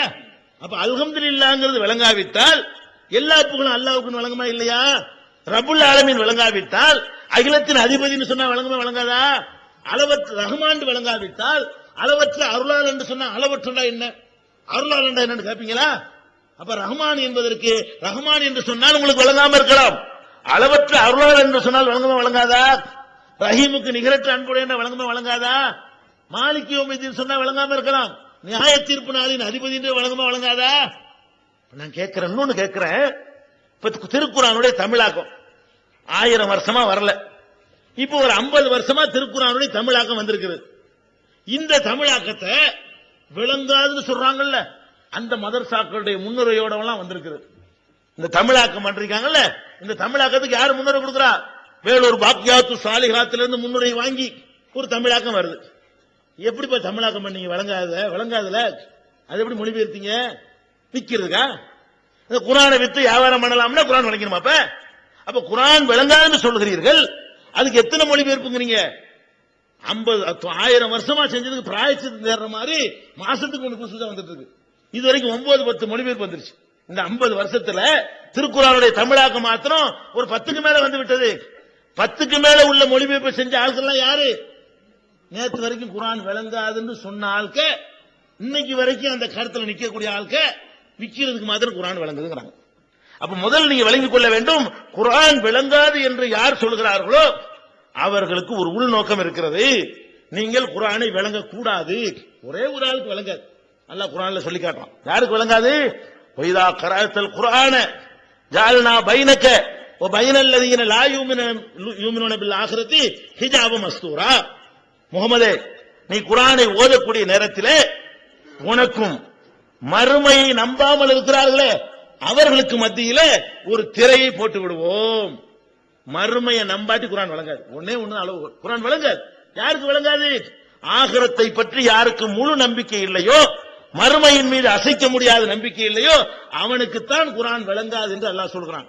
நீங்கள் யாராச்சும் குர்ஆன் விளங்காது என்று சொன்னீர்களேயானால் உங்களுக்கு மறுமையை பற்றி பயம் இல்லை, அல்லாஹ்வை பற்றி பயம் இல்லை. அல்லாஹ் விளக்கம் தெரியாதவன் மூடன் என்று சொன்னாலும் உங்களுக்கு கவலை இல்லை, குர்ஆன் விளங்காது என்ற அளவுக்கு நீங்கள் இருக்கிறீர்கள் பொருளாயிரும். அதனால முதல்ல விளங்கிக் கொள்ள வேண்டும், மறுமை நம்பிக்கை யார் உள்ளத்தில் இருக்கிறதோ அவர்களுக்கு குர்ஆன் விளங்கும். இன்னும் சொல்ல போனால், நீங்க வாழ்ற அந்த உலகத்துல பாருங்க, யாருக்கு விளங்கல? மௌலானாக்களுக்கு விளங்க மாட்டேங்குது, ஹஸரஜிக்களுக்கு விளங்க மாட்டேங்குது. குர்ஆனுக்கு விளக்கம் சொல்வதற்கு 16 வகையான கல்வியை கற்றிருக்கணுமா? இது எங்க இருந்து எடுத்தாங்க நமக்கு தெரியவே இல்லை. 16 வகையான கல்வி கற்றவனுக்கு விளங்கும் என்றெல்லாம் சொல்றாங்க பாருங்க. இப்படி எல்லாம் குர்ஆனை ரொம்ப கஷ்டப்படுத்தி ரொம்ப அந்நியமாக்கிட்டாங்களே. இன்னைக்கு உலகத்தினுடைய இன்னொரு பக்கத்தை பாருங்க, யாருக்கெல்லாம் விளங்குது? மொழிபெயர்ப்பை படித்து விட்டு, தமிழாக்கத்தை படித்து விட்டு, அதனுடைய மலையாளத்தை படித்து விட்டு, அதனுடைய ஆங்கிலத்தை படித்து விட்டு, யார் யாரெல்லாம் இந்த இஸ்லாத்தை நோக்கி வருகிறார்கள் என்ற வரலாற்றை புரட்டி பாருங்க. குர்ஆன் விளங்கும் இவர்கள் குர்ஆனுக்கு துரோகம் செய்கிறார்கள். உங்களுக்கு தெரியுமா கமலாதாஸ்? கமலாதாஸ் என்று ஒரு அம்மா இன்னமும் உலகத்தில் வாழ்ந்து கொண்டிருக்கிறார்கள். இன்னமும் கேரளாவிலே வாழ்ந்து கொண்டிருக்கக்கூடிய ஒரு அம்மா. இந்த அம்மாவுடைய கடந்த காலம் என்ன? ஒரு 25-30 வருஷத்துக்கு முன்னாடி எல்லாம் பெண்ணுரிமை என்ற பெயரால் பெண்கள் எப்படி வேண்டால் நடக்கலாம் என்ற ஒரு பிரச்சாரம் செய்த ஒரு பெண்மணி கமலாதாஸ். இன்னும் சொல்ல போனால் பெங்களூரிலே, சென்னையிலே ஒரு ஓவிய கண்காட்சி அந்த அம்மா வைக்குது. கமலாதாஸ் என்ன ஓவிய கண்காட்சிக்கிறீங்க? தன்னையவே நிர்வாணம் வரைஞ்சு, தன்னை ஒரு பொம்புல தன்னையே முழு ஆடை இல்லாமல் நிர்வாணமாக வரைந்து பல போஸ் கொடுத்து இதை பார்த்துட்டு போங்கன்னு சொல்லி நிர்வாண ஓவிய கண்காட்சி நடத்தியவள் கமலாதாஸ் என்ற அம்மா. அந்த காலகட்டத்தில் ஒரு 20 வருஷத்துக்கு முன்னால எல்லாம் குமுதத்துல என் கதை என்ற தலைப்பில், குமுதம் என்ற வார பத்திரிகையில் என் கதை என்ற தலைப்பில் இந்த அம்மாவுடைய சுயசரிதை வந்தது. அதுக்காக வேண்டிய இந்த அம்மாவுடைய அந்த பத்திரிகை அதிகமான சர்க்குலேஷன் அடைந்த ஒரு காலகட்டத்தில் அப்படி ஒரு புரட்சிகரமான கருத்துக்களை பேசியவள் கமலாதாஸ். இந்திரா காந்தியுடைய ஆட்சி காலத்தில் நோபல் பரிசு கொடுக்க வேண்டும் என்பதற்காக இந்தியா சார்பாக பரிந்துரைக்கப்பட்டவர்கள் இந்த அம்மாவுடைய பெயரும் இருந்தது. கொடுக்கல ஒரு விஷயம். இந்தியாவில் இந்திரா காந்தியினால் நோபல் பரிசு கொடுக்கலாம், இலக்கியத்திற்கான எழுத்திற்கான நோபல் பரிசு கொடுப்பதாக இருந்தால், பெண்ணுரிமைக்கான நோபல் பரிசு கொடுப்பதாக இருந்தால் இந்த கமலாதாஸ் கொடுக்கலாம் என்றெல்லாம் சொல்லப்பட்டவர் தான் யாரு? இந்த கமலாதாஸ் என்ற அம்மா. இந்த கமலாதாஸ் கொடுக்கலாம் என்றெல்லாம் சொல்லப்பட்டவர் தான் யாரு? இந்த கமலாதாஸ் என்ற அம்மா. இந்த அம்மாவுடைய வாழ்க்கையில் அல்லாஹ் என்ன செய்யறான்? குர்ஆனை விளங்க வைக்கிறான், குர்ஆன் புரிய வைக்கிறான். குர்ஆனுடைய மலையாள மொழியாக்கங்களை இந்த அம்மா படிக்குது. மலையாளம் தாய்மொழி, ஆங்கிலத்தில் வந்த மொழியாக்கங்களை படிக்கிறது, உள்ளத்தை ஈர்க்கிறது. உடனே அஷ்ஹது அல்லா இலாஹ இல்லல்லாஹ் என்று சொல்லி இஸ்லாத்தில் இணைந்து விட்டு சொல்கிறார்கள், எனக்கு நான் அறியாமல் இருந்துட்டேன், இந்த குர்ஆன் என்னை நல்ல வழிக்கு திருப்பிடுச்சு. அப்ப எப்படி திருப்பிடுச்சு? அவங்களுக்கு அரபு மொழி தெரியாத, அவங்க 7 வருஷம் படிக்கலையே, உங்களை மாதிரி 16 கலைகள் அவங்களுக்கு தெரியாத, ஹதீஸ் கலை, தப்சீர் கலை, லுகத்து கலை, என்ன கலைன்னு சொல்றீங்களே, இதெல்லாம் ஒண்ணுமே உங்களுக்கு விளங்காத, அரபியா உங்களுக்கு தெரியாத, அரபில வாசிக்க கூட உங்களுக்கு தெரியாத, ஆங்கில மொழிபெயர்ப்பு தானே வாசிச்சாங்க, மலையாள மொழிபெயர்ப்பு தானே வாசிச்சாங்க, இப்படி வந்தாங்க. நம்ம நினைக்கிறோம் குர்ஆன் விளங்கும். அன்றைக்கு எப்படி உமர் ரலியல்லாஹு அன்ஹு விளங்குச்சோ, அன்றைக்கு எப்படி எதிரிகளுக்கு விளங்குச்சோ, அதே மாதிரி இன்றைக்கும் விளங்கி கொண்டுதான் இருக்கிறது. குர்ஆனுடைய அந்த தத்துவத்தை கேட்டுவிட்டு ஒரு கமலாதாசி இன்றைக்கு கமலா சுரையாவாக அழகான முறையில் நிர்வாணமாக போஸ் கொடுத்த அந்த அம்மா இஸ்லாம் சொல்லக்கூடிய சுன்னத்தான முறையில உடை அணிந்து இஸ்லாமிய பிரச்சாரத்தை பண்ணி கொண்டிருக்கிறார்களே, குர்ஆன் விளங்காதப்ப? உலகத்திலே சிறந்த பாப் இசை பாடகராக இன்னைக்கு எப்படி மைக்கேல் ஜாக்சனுக்கு பின்னாடி ஒரு கூட்டம் ஓடுகிறதோ, வெறி பிடித்து அலைகிறதோ, அவன் குடித்து விட்டு வைத்த அந்த பானம் இருக்கு பாருங்க, ஒரு கோளை தண்ணியை குடிச்சிட்டு வச்சான்னு சொன்னா அந்த மீதி தண்ணிய அண்டாவுல கலந்து, மெட்ராஸ் பம்பாயில் நடந்த கூத்து இது, அமெரிக்காவில் நடந்த கூத்து இல்ல, இந்தியாவில் நடந்த கூத்து இது. அவன் குடித்து விட்டு வைத்த அந்த மிச்ச தண்ணிய எல்லாருக்கும் கிடைக்காதுங்கிறதுக்காக வேண்டி அதை அண்டாவுல கலந்து அதை எடுத்து ஆளுக்கு ஒரு ஸ்பூன் குடிச்சிட்டு போனாங்க பம்பாயில. ஆம்பளை பொம்பளை எல்லாம் போட்டி. சில பெண்கள் என்ன செய்வாங்க, அப்படி சட்டையை கழட்டி மார்பகத்தில் ஆட்டோகிராஃப் கேட்பார்கள். அவனுடைய ஆட்டோகிராஃப் வாங்குவதற்கு மார்பகத்தை திறந்து காட்டிய பெண்கள். இப்படியெல்லாம் இன்னைக்கு மைக்கேல் ஜாக்சனுக்கு பின்னாடி ஒரு கூட்டம் அலமோதுத. இதே மாதிரிதான் கேட் ஸ்டீவன்சன் என்று ஒரு பாடகன் இருந்தான், அவனுக்கு பின்னாடி கூட்டம் ஓடியது ஒரு காலத்தில். இன்னைக்கு மைக்கேல் ஜாக்சனுக்கு பின்னாடி இருந்த இதே கூட்டம். பணத்துக்கு பஞ்சமில்லை, தனி விமானத்திலே பறக்கிற அளவுக்கு அல்லாஹ் வசதியை கொடுத்தான். அவன் அனுபவிக்காத ஒண்ணுமே கிடையாது. அப்படி பொம்பளை அனுபவிச்சான், தண்ணி அனுபவிச்சான், வாழ்க்கை சுகந்தங்கள் அனுபவிச்சான். அவனுக்கு இந்த குர்ஆனை வாசிக்கிறான், ஆங்கில மொழியாக்கத்தை வாசிக்கிறான், உள்ளத்துல மாற்றம் வருது. ஆஹா, நம்ம ஒரு தப்பான வழிகளில் போய் கொண்டிருக்கிறோம், இவ்வளவு இருந்து நமக்கு நிம்மதி கிடைக்கலையே. அவன் எப்படி இஸ்லாத்துக்கு வந்தான்? இன்னைக்கு ஒவ்வொரு நாடா சென்று இஸ்லாத்தை பெற யூசுப் இஸ்லாம் அவருடைய பாடல்கள் இன்னைக்கு மியூசிக் இல்லாத முறையில் அழகாக இஸ்லாத்தை பிரச்சாரம் செய்யக்கூடிய அளவுக்கு பாடல்கள் பாடிக்கொண்டிருக்கிறான், மேடையில் ஏறி பிரச்சாரம் பண்ணி கொண்டிருக்கிறான். இங்க இலங்கைக்கு இந்தியாவுக்கு எல்லாம் பலமுறை விஜயம் செய்துவிட்டு இஸ்லாமிய பிரச்சாரம் செய்துவிட்டு சென்றிருக்கிறான். நமக்கு பார்க்கிறோம், இந்த ஆளுக்கு எப்படி இஸ்லாம் விளங்குச்சு, இவருக்கு எப்படி குர்ஆன் விளங்குச்சு? விளங்க முடியாத இடத்துல கிடந்த ஆள் அவரு. இந்த உலகம் தான் எல்லாம் ஒரு வாழ்க்கை சித்தாந்தத்தை நம்பிக்கொண்டிருந்த ஒருத்தன், அவ்வளவு சொகுசுகளை அனுபவிச்ச ஒருத்தன், இவ்வளவு பெரிய தாடியை வைத்துக் கொண்டு ஜுப்பாவை போட்டுக்கொண்டு முசாபிர் குளத்தில் திரிகிறதுல திருப்தி அடைகிறான். இன்னைக்கு முசாபிர் குளத்தில் இருந்து திருப்தி அடைகிறான். அப்ப என்ன விளங்குது? குர்ஆன் விளங்கத்தான் செய்கிறது. இவர்கள் மறைக்கிறார்கள், இருட்டடிப்பு செய்கிறார்கள். நீங்கள் குர்ஆனை வாசித்து விட்டீர்களே ஆனால் என்ன செய்ய மாட்டீங்க? அசர்ஜிக்கு கைகட்டி நிக்க மாட்டீங்க. குர்ஆனை வாசித்து விட்டீர்களே ஆனால் உங்களுடைய அமீர்மார்களுடைய கைப்பிள்ளையாக நீங்கள் இருக்க மாட்டீர்கள். குர்ஆனை வாசித்து விட்டீர்களே ஆனால் கால்களை தொட்டு முத்தமிட மாட்டீர்கள். குர்ஆனை வாசித்து விட்டீர்களே ஆனால் அவங்களுக்கு காணிக்கை செலுத்த மாட்டீர்கள். குர்ஆனை வாசித்து விட்டீர்களே ஆனால் அவருடைய தாயத்து தட்டு தகடு போன்ற பித்தலாட்டங்களுக்கு நீங்கள் பலியாக மாட்டீர்கள். அதெல்லாம் நீங்க சுதாரித்து விடக்கூடாது என்பதற்காக இந்த மார்க்கத்தை வைத்து ஆதாயம் அடையக்கூடிய ஒரு கூட்டம், ஒரு கூட்டம் இல்லை பல கூட்டத்தினர் குர்ஆன் விளங்காது என்று சொல்கிறார்கள்.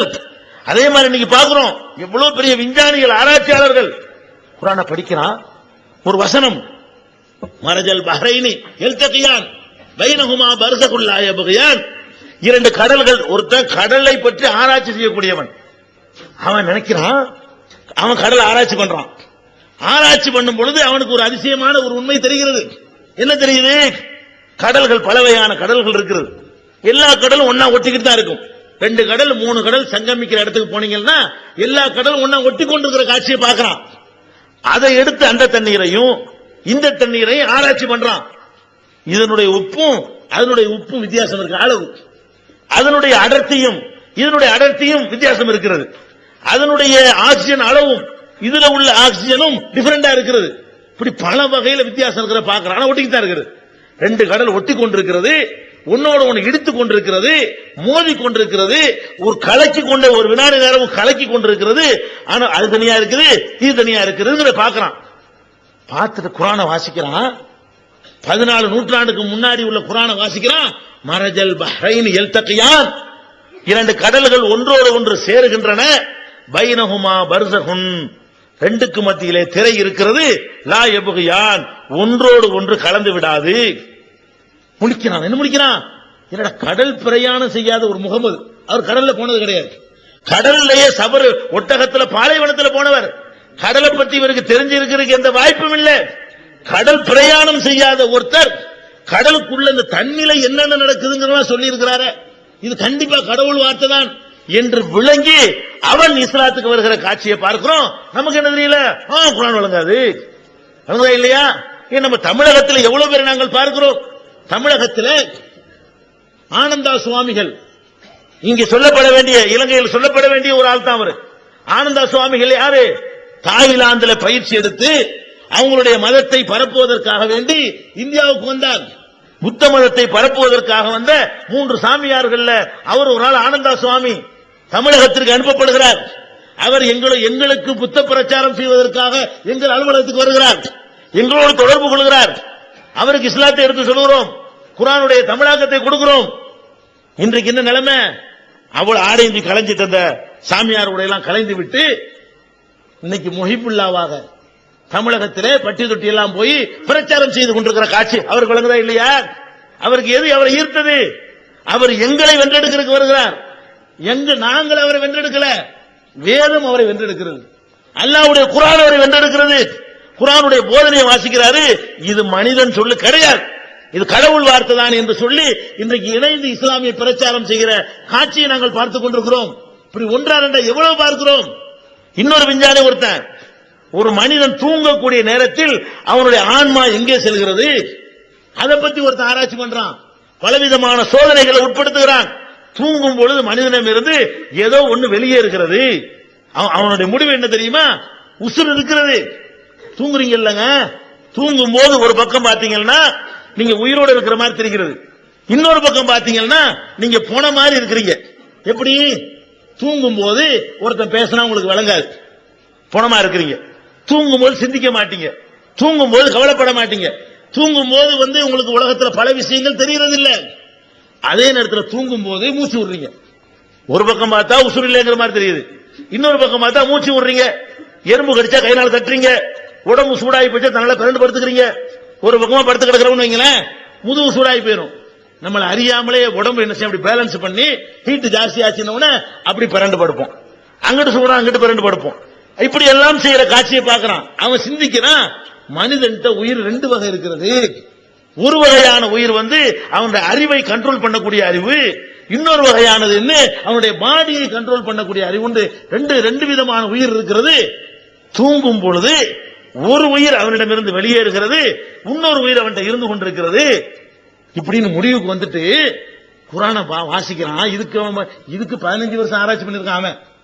குர்ஆனை வாசிக்கிறான். அல்லாஹு யதவஃபல் அன்ஃபுஸ ஹீன மௌத்திஹா, உயிர்களை தூங்கும் பொழுது அல்லாஹ் கைப்பற்றிக் கொள்கிறான். மௌத்தாவுது ஹீன மௌத்திஹா வல்லதி லம் தமுத் ஃபீ மனாமிஹா, மரணிக்கிற உயிர்களையும் அல்லாஹ் கைப்பற்றிக் கொள்கிறான். தூங்கும் பொழுது அந்த உயிர்களையும் அல்லாஹ் கையில் எடுத்துக் கொள்கிறான். அல்லாஹ்வுடைய கண்ட்ரோல்ல ஒரு உயிர் ஒரு பகுதி போகுது அப்படிங்கிற வசனத்தை படிச்சுட்டு அவன் சிந்திக்கிறான். இது எப்படி முகமது சொல்ல முடியும்? நம்ம எவ்வளவு ஆராய்ச்சி பண்றோம், எவ்வளவு அனுபவங்களுக்கு பிறகு இதை சொல்றோம். இதை ஒரு 14 நூற்றாண்டுக்கு முந்தைய சொல்லி இருக்கிறாங்களே, இஸ்லாத்துக்கு வர்ற காட்சியை பார்க்கிறோம். இப்ப இதெல்லாம் என்னத்துக்கு இதெல்லாம் சொல்ல வர்றோம்னு கேட்டா, திருமறை குர்ஆனை நீங்கள் சிந்திக்க வேண்டிய விதத்தில் சிந்தித்தால், அறிமுகப்படுத்த வேண்டிய விதத்தில் அறிமுகப்படுத்தினால் உலக மக்கள் எல்லாம் இஸ்லாத்தை நோக்கி கூட்டம் கூட்டமா வருவார்கள். முகமது ஸல்லல்லாஹு அலைஹி வஸல்லம் அவர்கள் இந்த இஸ்லாமிய மார்க்கத்தை சொல்லி மக்களை வென்றெடுத்ததற்கு எதை வச்சு பண்ணாங்க? ரசூலுல்லாஹ்வுடைய பர்சனாலிட்டிக்காக தான் இஸ்லாத்துக்கு வந்தாங்களா? பேச்சு திறனுக்காக வந்தாங்களா? அடுக்குமொழியை பார்த்துட்டு வந்தாங்களா? இல்ல. அவங்க எதனால வந்தாங்க என்பது குர்ஆனை பதில் சொல்ல. லா தஸ்மஉ லிஹாதல் குர்ஆன், முகமது சொல்ற குர்ஆனை மட்டும் கேட்றாதீங்கப்பா.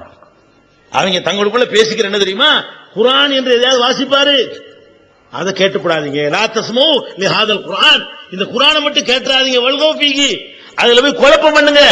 லஅல்லக்கும் தக்லிபூன், அப்போதான் நீங்கள் வெல்ல முடியும் என்று சொல்லி காபிர்களை வழங்கி வச்சிருக்கிறான்.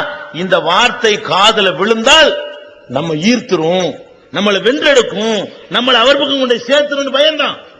அப்படிப்பட்ட ஒரு ஈர்ப்பு சக்தி உள்ள ஒரு வேதமாக, உயிரோட்டம் உள்ள வேதமாக, மனிதர்களுடைய உள்ளங்களை பண்படுத்துகிற வேதமாகத்தான் அல்லாஹ் திருமறை குர்ஆனை தந்திருக்கிறான்.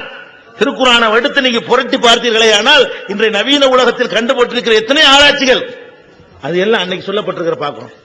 எவ்வளவு விஷயங்கள் இன்னைக்கு விஞ்ஞானிகள் ரொம்ப கஷ்டப்பட்டு ரொம்ப சிரமப்பட்டு ஆராய்ச்சி செய்து கண்டுபிடிச்ச விஷயங்களை எல்லாம் அப்படி பார்த்துட்டு, ஆஹா இது அல்லாஹ்வுடைய வேதம், இது வழங்குது. எது வழங்குதான்?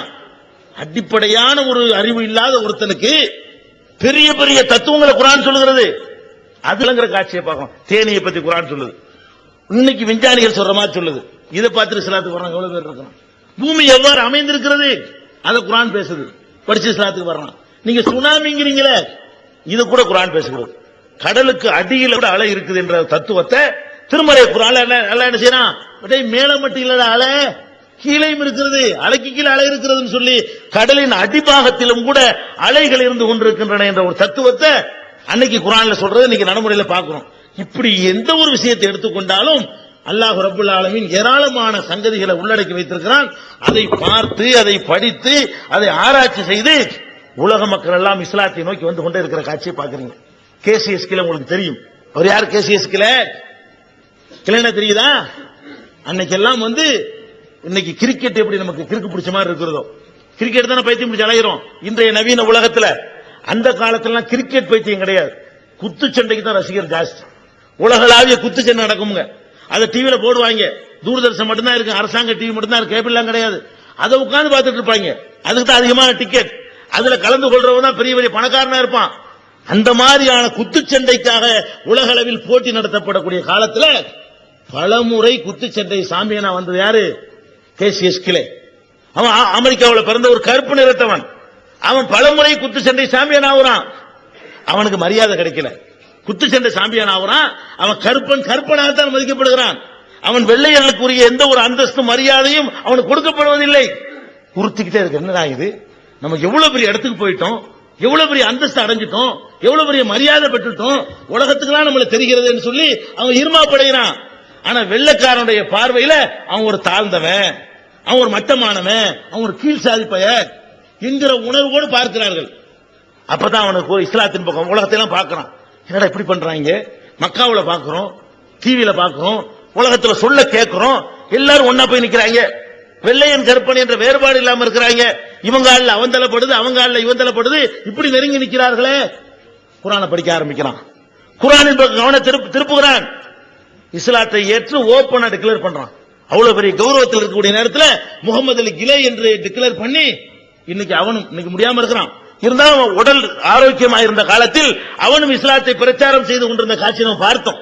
இப்படி எல்லா வகையிலையும் எவனெல்லாம் குர்ஆன், இன்னும் சொல்ல போனால் குர்ஆன்ல குறை கண்டுபிடிக்கிறதுக்காகவே போனவர் யாரு? பித்தால்.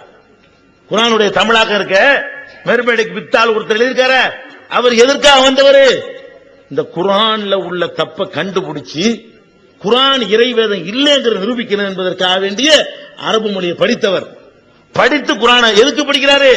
குர்ஆன்ல என்னென்ன மிஸ்டேக் இருக்கிறது, இதெல்லாம் சரிப்பட்டு வராது, இந்த காலத்துக்கு பொருந்தாது அப்படின்னு உலகத்துக்கு சொல்லணும் அப்படின்னு வர்றார், படிக்கிறார், குர்ஆன் ஆராய்ச்சி பண்றார். எங்க கொண்டே அவரை விடுது? குர்ஆன் ஆராய்ச்சி பண்றவரு குர்ஆனுக்கு ஒரு சிறந்த மொழிபெயர்ப்பை நமக்கு தருகிறாருங்க. அவருடைய மொழிபெயர்ப்பு இன்னைக்கு பரவலாக உலகத்தில் எல்லாராலும் அங்கீகரிக்கப்பட்ட ஒரு மொழிபெயர்ப்பா இருக்கிற பாக்குறோம். அப்ப ஏன் குறை சொல்ல போனவருக்கு ஏன் குறை சொல்ல முடியல? விளங்கு. அப்ப திருமறை குர்ஆனை பொறுத்த வரைக்கும் நீங்கள் விளங்கணும், அதுதான் உங்கள் கையில் இன்னைக்கு இருக்கிற ஒரே அற்புதம். நபிகள் நாயகம் ஸல்லல்லாஹு அலைஹி வஸல்லம் சொன்னார்கள், எனக்கு முன்னாடி உள்ள நபிமார்கள் எல்லாம் தாங்கள் இறை தூதர்கள் என்பதை நிரூபிப்பதற்காக வேண்டி அற்புதங்கள் கொடுத்து அனுப்பப்பட்டார்கள். பெரிய பெரிய அற்புதங்கள்.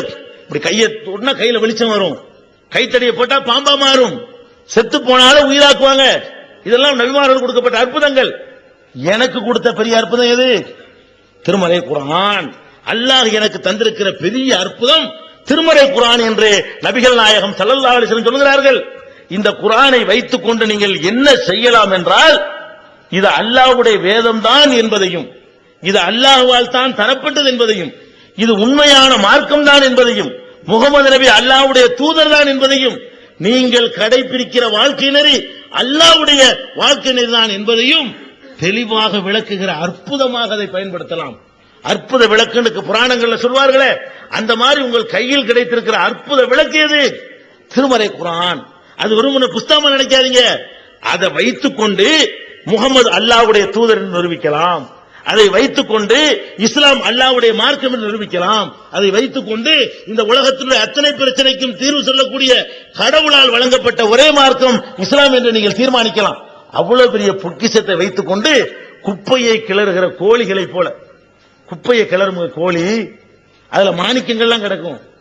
மாணிக்கத்தை கோழி பார்க்காது, கால்னால எத்தி விட்டுட்டு புழு பூச்சி தான் போய் திங்கும்.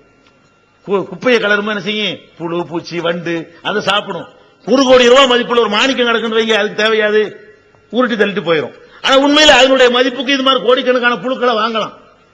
நம்ம நிலை எப்படி இருக்கு என்று கேட்டால், மாணிக்கத்தை போன்ற இந்த குர்ஆனை தூக்கி ஓரமாக வைத்துவிட்டு புழுக்களை தேடி அலைகிறோம். எதை? எவனாச்சும் செய்க வர மாட்டானா, எவனாச்சும் முறிது வர மாட்டானா, எவனாச்சும் தாயத்து போட மாட்டானா, எவனாச்சும் நம்மளை ஏமாத்த மாட்டானா, எவனாச்சும் செருப்பு கட்டி அடிக்க மாட்டானா? சிரிக்கிறது சொல்லவில்லை, இஸ்லாத்தின் பெயரால் அதையெல்லாம் செய்து கொண்டிருக்கிறார்கள். இதெல்லாம் இல்லைன்னு சொல்ல முடியுமா?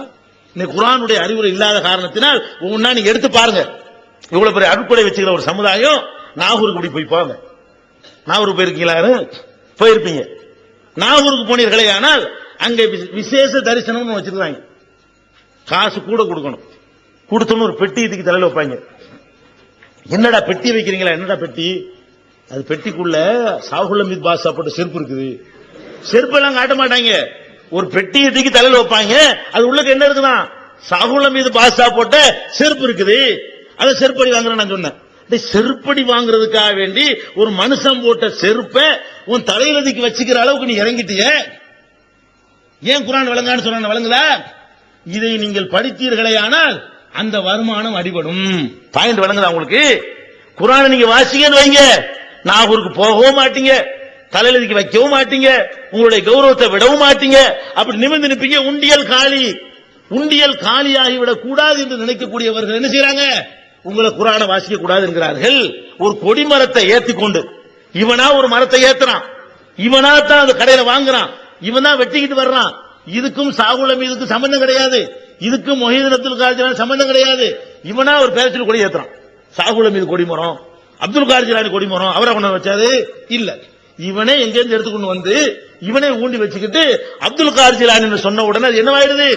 அது சாதாரண மரமாக இருந்தது புனித மரமாகி விடுகிறது. அது தொட்டு முத்தம் கொள்றது என்ன, அதுக்கு விளக்கு ஏத்துறது என்ன, அதை சுத்தி சுத்தி வர்றது என்ன, அதை காணிக்க போடுறது என்ன, அதுலயே துவா செய்யறது என்ன, இதனால சில பேருடைய பாக்கெட் நிரம்புகிறது. இவன் என்ன பண்றான்? குர்ஆன் வழங்காது. ஏன்? குர்ஆனை படிச்சன்னா கொடிமரம் இருக்காது, இல்ல தள்ளிடுவாங்களே இல்லையா? குர்ஆனை படிச்ச அந்த சமுதாயம் என்ன பண்ணுச்சு? நபிகள் நாயகம் ஸல்லல்லாஹு அலைஹி வஸல்லம் அவர்கள் ஒரு மரத்துக்கு அடியில் இருந்து பையத் பண்ணார்கள். பையத் ரில்வான். என்ன பையத்தது? கணக்கு தீர்க்க வேண்டும், என்னோட களத்தில் நிற்பீங்களா, கடைசி வரைக்கும் நிற்பீங்களான்னு கேட்கிறாங்க. சஹாபாக்கள் உறுதிமொழி கொடுக்கறாங்க. அந்த உறுதிமொழி வாங்கின அந்த மரம் இருக்கு பாருங்க, அது அல்லாஹ் என்ன செய்யறான்னு கேட்டா அத குர்ஆன்ல சிலாகித்து சொல்றான். என்ன சொல்றான்? இது யுபாயுனக தஹத ஷஜரா, அந்த மரத்திற்கு அடியிலே உம்மிடத்திலே பையத்து வாங்கினார்களே அவர்களை லக்கத் ரலியல்லாஹு அனில் முஃமினீன், அந்த மூமின்களை அல்லாஹ் பொருந்திக் கொண்டான்னு சொல்லி அல்லாஹ் சிலாகிக்கிறான். நபிகள் நாயகம் ஸல்லல்லாஹு அலைஹி வஸல்லம் மரணத்திற்கு பிறகு அவங்க உட்கார்ந்த காரணத்தினால் அந்த மரம் புனிதமானது என்று நினைக்க ஆரம்பித்தார்கள். அவங்க கீழே உட்கார்ந்தாங்கல்ல, அதனால அந்த மரத்துக்கு ஒரு புனிதம் இருக்குது, அது ஒரு பாக்கியம் மிக்கது, அதை தொடுவது என்ன, முத்தமிடுவது என்ன, இப்படி எல்லாம் நடக்க ஆரம்பிக்கிறது. கேள்விப்பட்ட உமர் ரலியல்லாஹு அன்ஹு அவர்கள் நபிகள் நாயகம் ஸல்லல்லாஹு அலைஹி வஸல்லம் அவர்களால் பயிற்றுவிக்கப்பட்டவர்கள், குர்ஆனுடைய போதனையை உள்ளத்தில் ஈர்த்து கொண்டவர்கள் என்ன செய்றாங்க? வெட்டி தள்ளுட்டாங்க. மறு வருஷம் நாங்கள் போனோம், அந்த மரம் இருந்த இடமே எங்களுக்கு தெரியல, இருந்த இடம் தெரியாத அளவுக்கு மரத்தை வெட்டி வீழ்த்தி விட்டார்கள். அப்ப குர்ஆனுடைய போதனை உங்க உள்ளத்தில் பதிந்தால், ரசூலுல்லாஹ் உட்கார்ந்த மரமே இந்த கதிக்கு ஆயிடுச்சு, குர்ஆன்ல அல்லாஹ் சொல்றானே அந்த மரமே இப்ப எங்க நமக்கு தெரியலையே, இவனா ஒரு மரத்தை ஊண்டி வச்சுக்கிட்டு இத பாக்கியம் நினைக்கிறானு நீங்க சுதாரிச்சிருவீங்களே. அதுக்காக சொல்கிறார்கள் குர்ஆன் வழங்காது என்கிறார்கள். இன்னும் சில பேர் இருக்கிறார்கள், உங்களை ஏமாத்தி வைத்த வழியில அவர்கிட்ட போய் சொல்லுவீங்க. ஒரு அஜர்த்து செய்யற வேலை என்ன? வைத்த வலிச்சா வைத்தியம் பார்ப்பான்னு சொல்லணும். நபிகள் நாயகம் ஸல்லல்லாஹு அலைஹி வஸல்லம் அவர்கள்ட்ட நோயாளிகள் நிறைய வந்திருக்கிறாங்க, முறையிட்டு இருக்கிறாங்க. அவங்க என்ன சொன்னாங்க? ததாவும், மருத்துவம் செய்யுங்கள். ஃபைன்னலி குல்லி தாயின் தவாவுன், ஒவ்வொரு நோய்க்கு மருந்து இருக்கிறது. இன்னல்லதி அன்சலத்தவா, நோயை இறக்கணும் மருந்தை இறக்கிருக்கிறான், மருத்துவம் செய்யி, இப்படி சொல்லி தரணும் ஒரு அஜர்த்து. நீங்க வைத்த வலின்னு போனாலும் சரி, காய்ச்சல் போனாலும் சரி, புல்ல அழுவிக்கிட்டே இருக்குது 3 நாளா அப்படின்னு போனீங்கன்னா என்ன செய்வாரு? அதுக்கு ஒண்ணு இருக்குது. என்ன இருக்குது? 11 நாளைக்கு தட்டு கொண்டு வா, தட்டுல எழுதி தர்றேன், அதை கரைச்சு குடி, ஸ்பூன்ல ஊத்தி குழந்தைய கூடு, தலையில தொளிச்சிக்க, ஊத்தி குழி, எல்லாம் குணமாயிரும். சொல்றதா இல்லையா? தண்ணியை ஊதி தர்றேன் குடி, தாயத்தை கொடுத்தன இடுப்புல கட்டிக்க, நூல் முடிஞ்சதெல்லாம் கட்டிக்கன்னு சொல்றாரு. இது எப்படி? இது குர்ஆனை வாசிக்கிற ஒருத்தர் ஏத்துக்குவானா? குர்ஆனை வாசிக்கிற ஒருத்தன் குர்ஆனுடைய சாரம் யாருடைய உள்ளத்தில் இறங்கு? குர்ஆன் என்றால் குர்ஆனுக்கு விளக்க உரையாக வந்த ரசூல் ஸல்லல்லாஹு அலைஹி வஸல்லம் ஹதீஸிலும் சேர்த்துட்டான். அது ஒருத்தனுடைய உள்ளத்தில் இறங்கி இருக்குமையானால் அவன் எப்படி தாயத்தை வாங்குவான்? மன் தல்லக தமீமத்தன் ஃபகத் அஸ்ரக. அவன் படிப்பான், நபிகள் நாயகத்தை பின்பற்றுங்கள் என்ற ஹதீஸ் வசனத்தை படிப்பான். நபிகள் நாயகம் இதை பற்றி என்ன சொல்கிறார் என்று ஆராய்ச்சி செய்வான். எவன் ஒருத்தன் தாயத்தை தொங்கவிட்டுக் கொள்கிறானோ அவன் அல்லாஹ்வுக்கு இணை கற்பித்து விட்டான். அர்த்தம் தெரிஞ்சிருவான்ல. அப்படிப்பட்ட காரியம், பயங்கரமான காரியமா இது? தெரியாம செஞ்சிட்டோம். இப்படி நீங்கள் சுதாரிக்க கூடாது என்பதற்காக தாயத்து வியாபாரிகள், தட்டு வியாபாரிகள், தகடு வியாபாரிகள், பேய் பிசாசு என்று உங்களை மிரட்டக்கூடியவர்கள் எல்லாம் குர்ஆன் விளங்காது என்று சொல்கிறார்கள். ஒரு மனுஷன் இறந்து போயிட்டான், அவனுக்கு என்ன செய்யணும்? 3வது நாளைக்கு ஒரு பாத்தியா ஓதணும், 7க்கு ஒரு பாத்தியா ஓதணும், 40க்கு ஒரு பாத்தியா ஓதணும். அதுக்கு எங்களை கூப்பிடணும், ஹல்கா வைக்கணும், அது வைக்கணும், இது வைக்கணும். அவர் எதையெல்லாம் விரும்புறாரோ அந்த உணவை எல்லாம் படையல் பண்ணணும், அதெல்லாம் பார்சல் பண்ணி எங்களுக்கு தரணும், மற்றவங்களுக்கு ஒரு பங்கு கொடுத்தா எங்களுக்கு 2 பங்கு அஜர்த்து தரணும் என்றெல்லாம் சொல்லி சாவு வீட்லையும் சல்லி அடிக்கிறாங்களே, சாவு வீட்லையும் வருமானத்துக்கு வழி செய்யறாங்களே, அவங்க குர்ஆன் விளங்கான்னு சொல்லுவாங்க. ஏன்? குர்ஆனை வாசித்தீர்களேயானால், அதுல ரசூலுல்லாஹ்வை பின்பற்றுங்கள் என்று சொல்லப்படுற வரியை வாசித்தீர்களேயானால், ரசூல் ஸல்லல்லாஹு அலைஹி வஸல்லம் அவர்கள் தங்களுடைய குடும்பத்தில் யாராவது மரணிக்க முடிவு செய்தார்களா என்று சிந்தித்தீர்களேயானால் இதை செய்ய மாட்டீங்க. ஏன்? ரசூலுல்லாஹ்வுடைய மனைவி கதீஜா மூத்தா போனார்கள், 3-7-40 ஓதவில்லை. ரசூலுல்லாஹ்வுடைய மகள் ருக்கையா மூத்தா போனார்கள், 3-7-4 ஓதவில்லை. ரசூலுல்லாஹ்வுடைய மகன் இப்ராஹிம் மூத்தா போனார்கள், அவங்களுக்காக ரசூலுல்லாஹ் இதை ஓதவில்லை.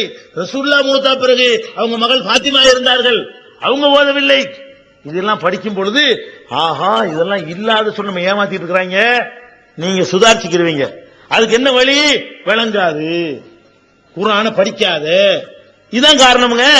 குர்ஆனை படிக்காதங்கிற காரணம் என்ன? குர்ஆனை படிச்சீங்கன்னா இதெல்லாம் ஆட்டம் கண்டு போயிடும். சல்லி கத்தம் பாத்தியா, பூரியாம் பாத்தியா, பணக்காரன் ஆகணுமா, பூரியாம் பாத்தியா ஓது, சலாத்து நிறைய சொன்னாங்களா இல்லையா?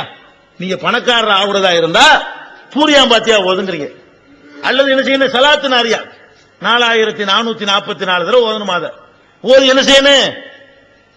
கொண்டக்கடலை, முச்சக்கொட்டை எண்ணி வச்சுக்குவாங்க ஆல்ரெடி 4444. இது எப்படி ஓதுவோம், எப்படி ஏமாத்துவோங்கிற தனி டாபிக். நாங்களும் ஓதி இருக்கிறோம். அல்லாஹும்ம சல்லி சலாத்து ஒரு செலவாத்துக்கு 40 போட்டுருவோம். அது ஒரு விஷயம். 4444 ஓத முடியாது, அதுக்கு டைம் பத்தாது. ஆனால் நான் என்ன கேட்கிறேன், இப்படி எல்லாம் ஓதி பணக்காரன் அவருக்கு ஏதாவது வழி இருக்குதா? குர்ஆனை படிச்சீங்கன்னு சொன்னா ஃபிரௌன் பெரிய பணக்காரனா இருந்தான்னு குர்ஆன் சொல்லுது. அவன் சலாத்து ஓதுனானா?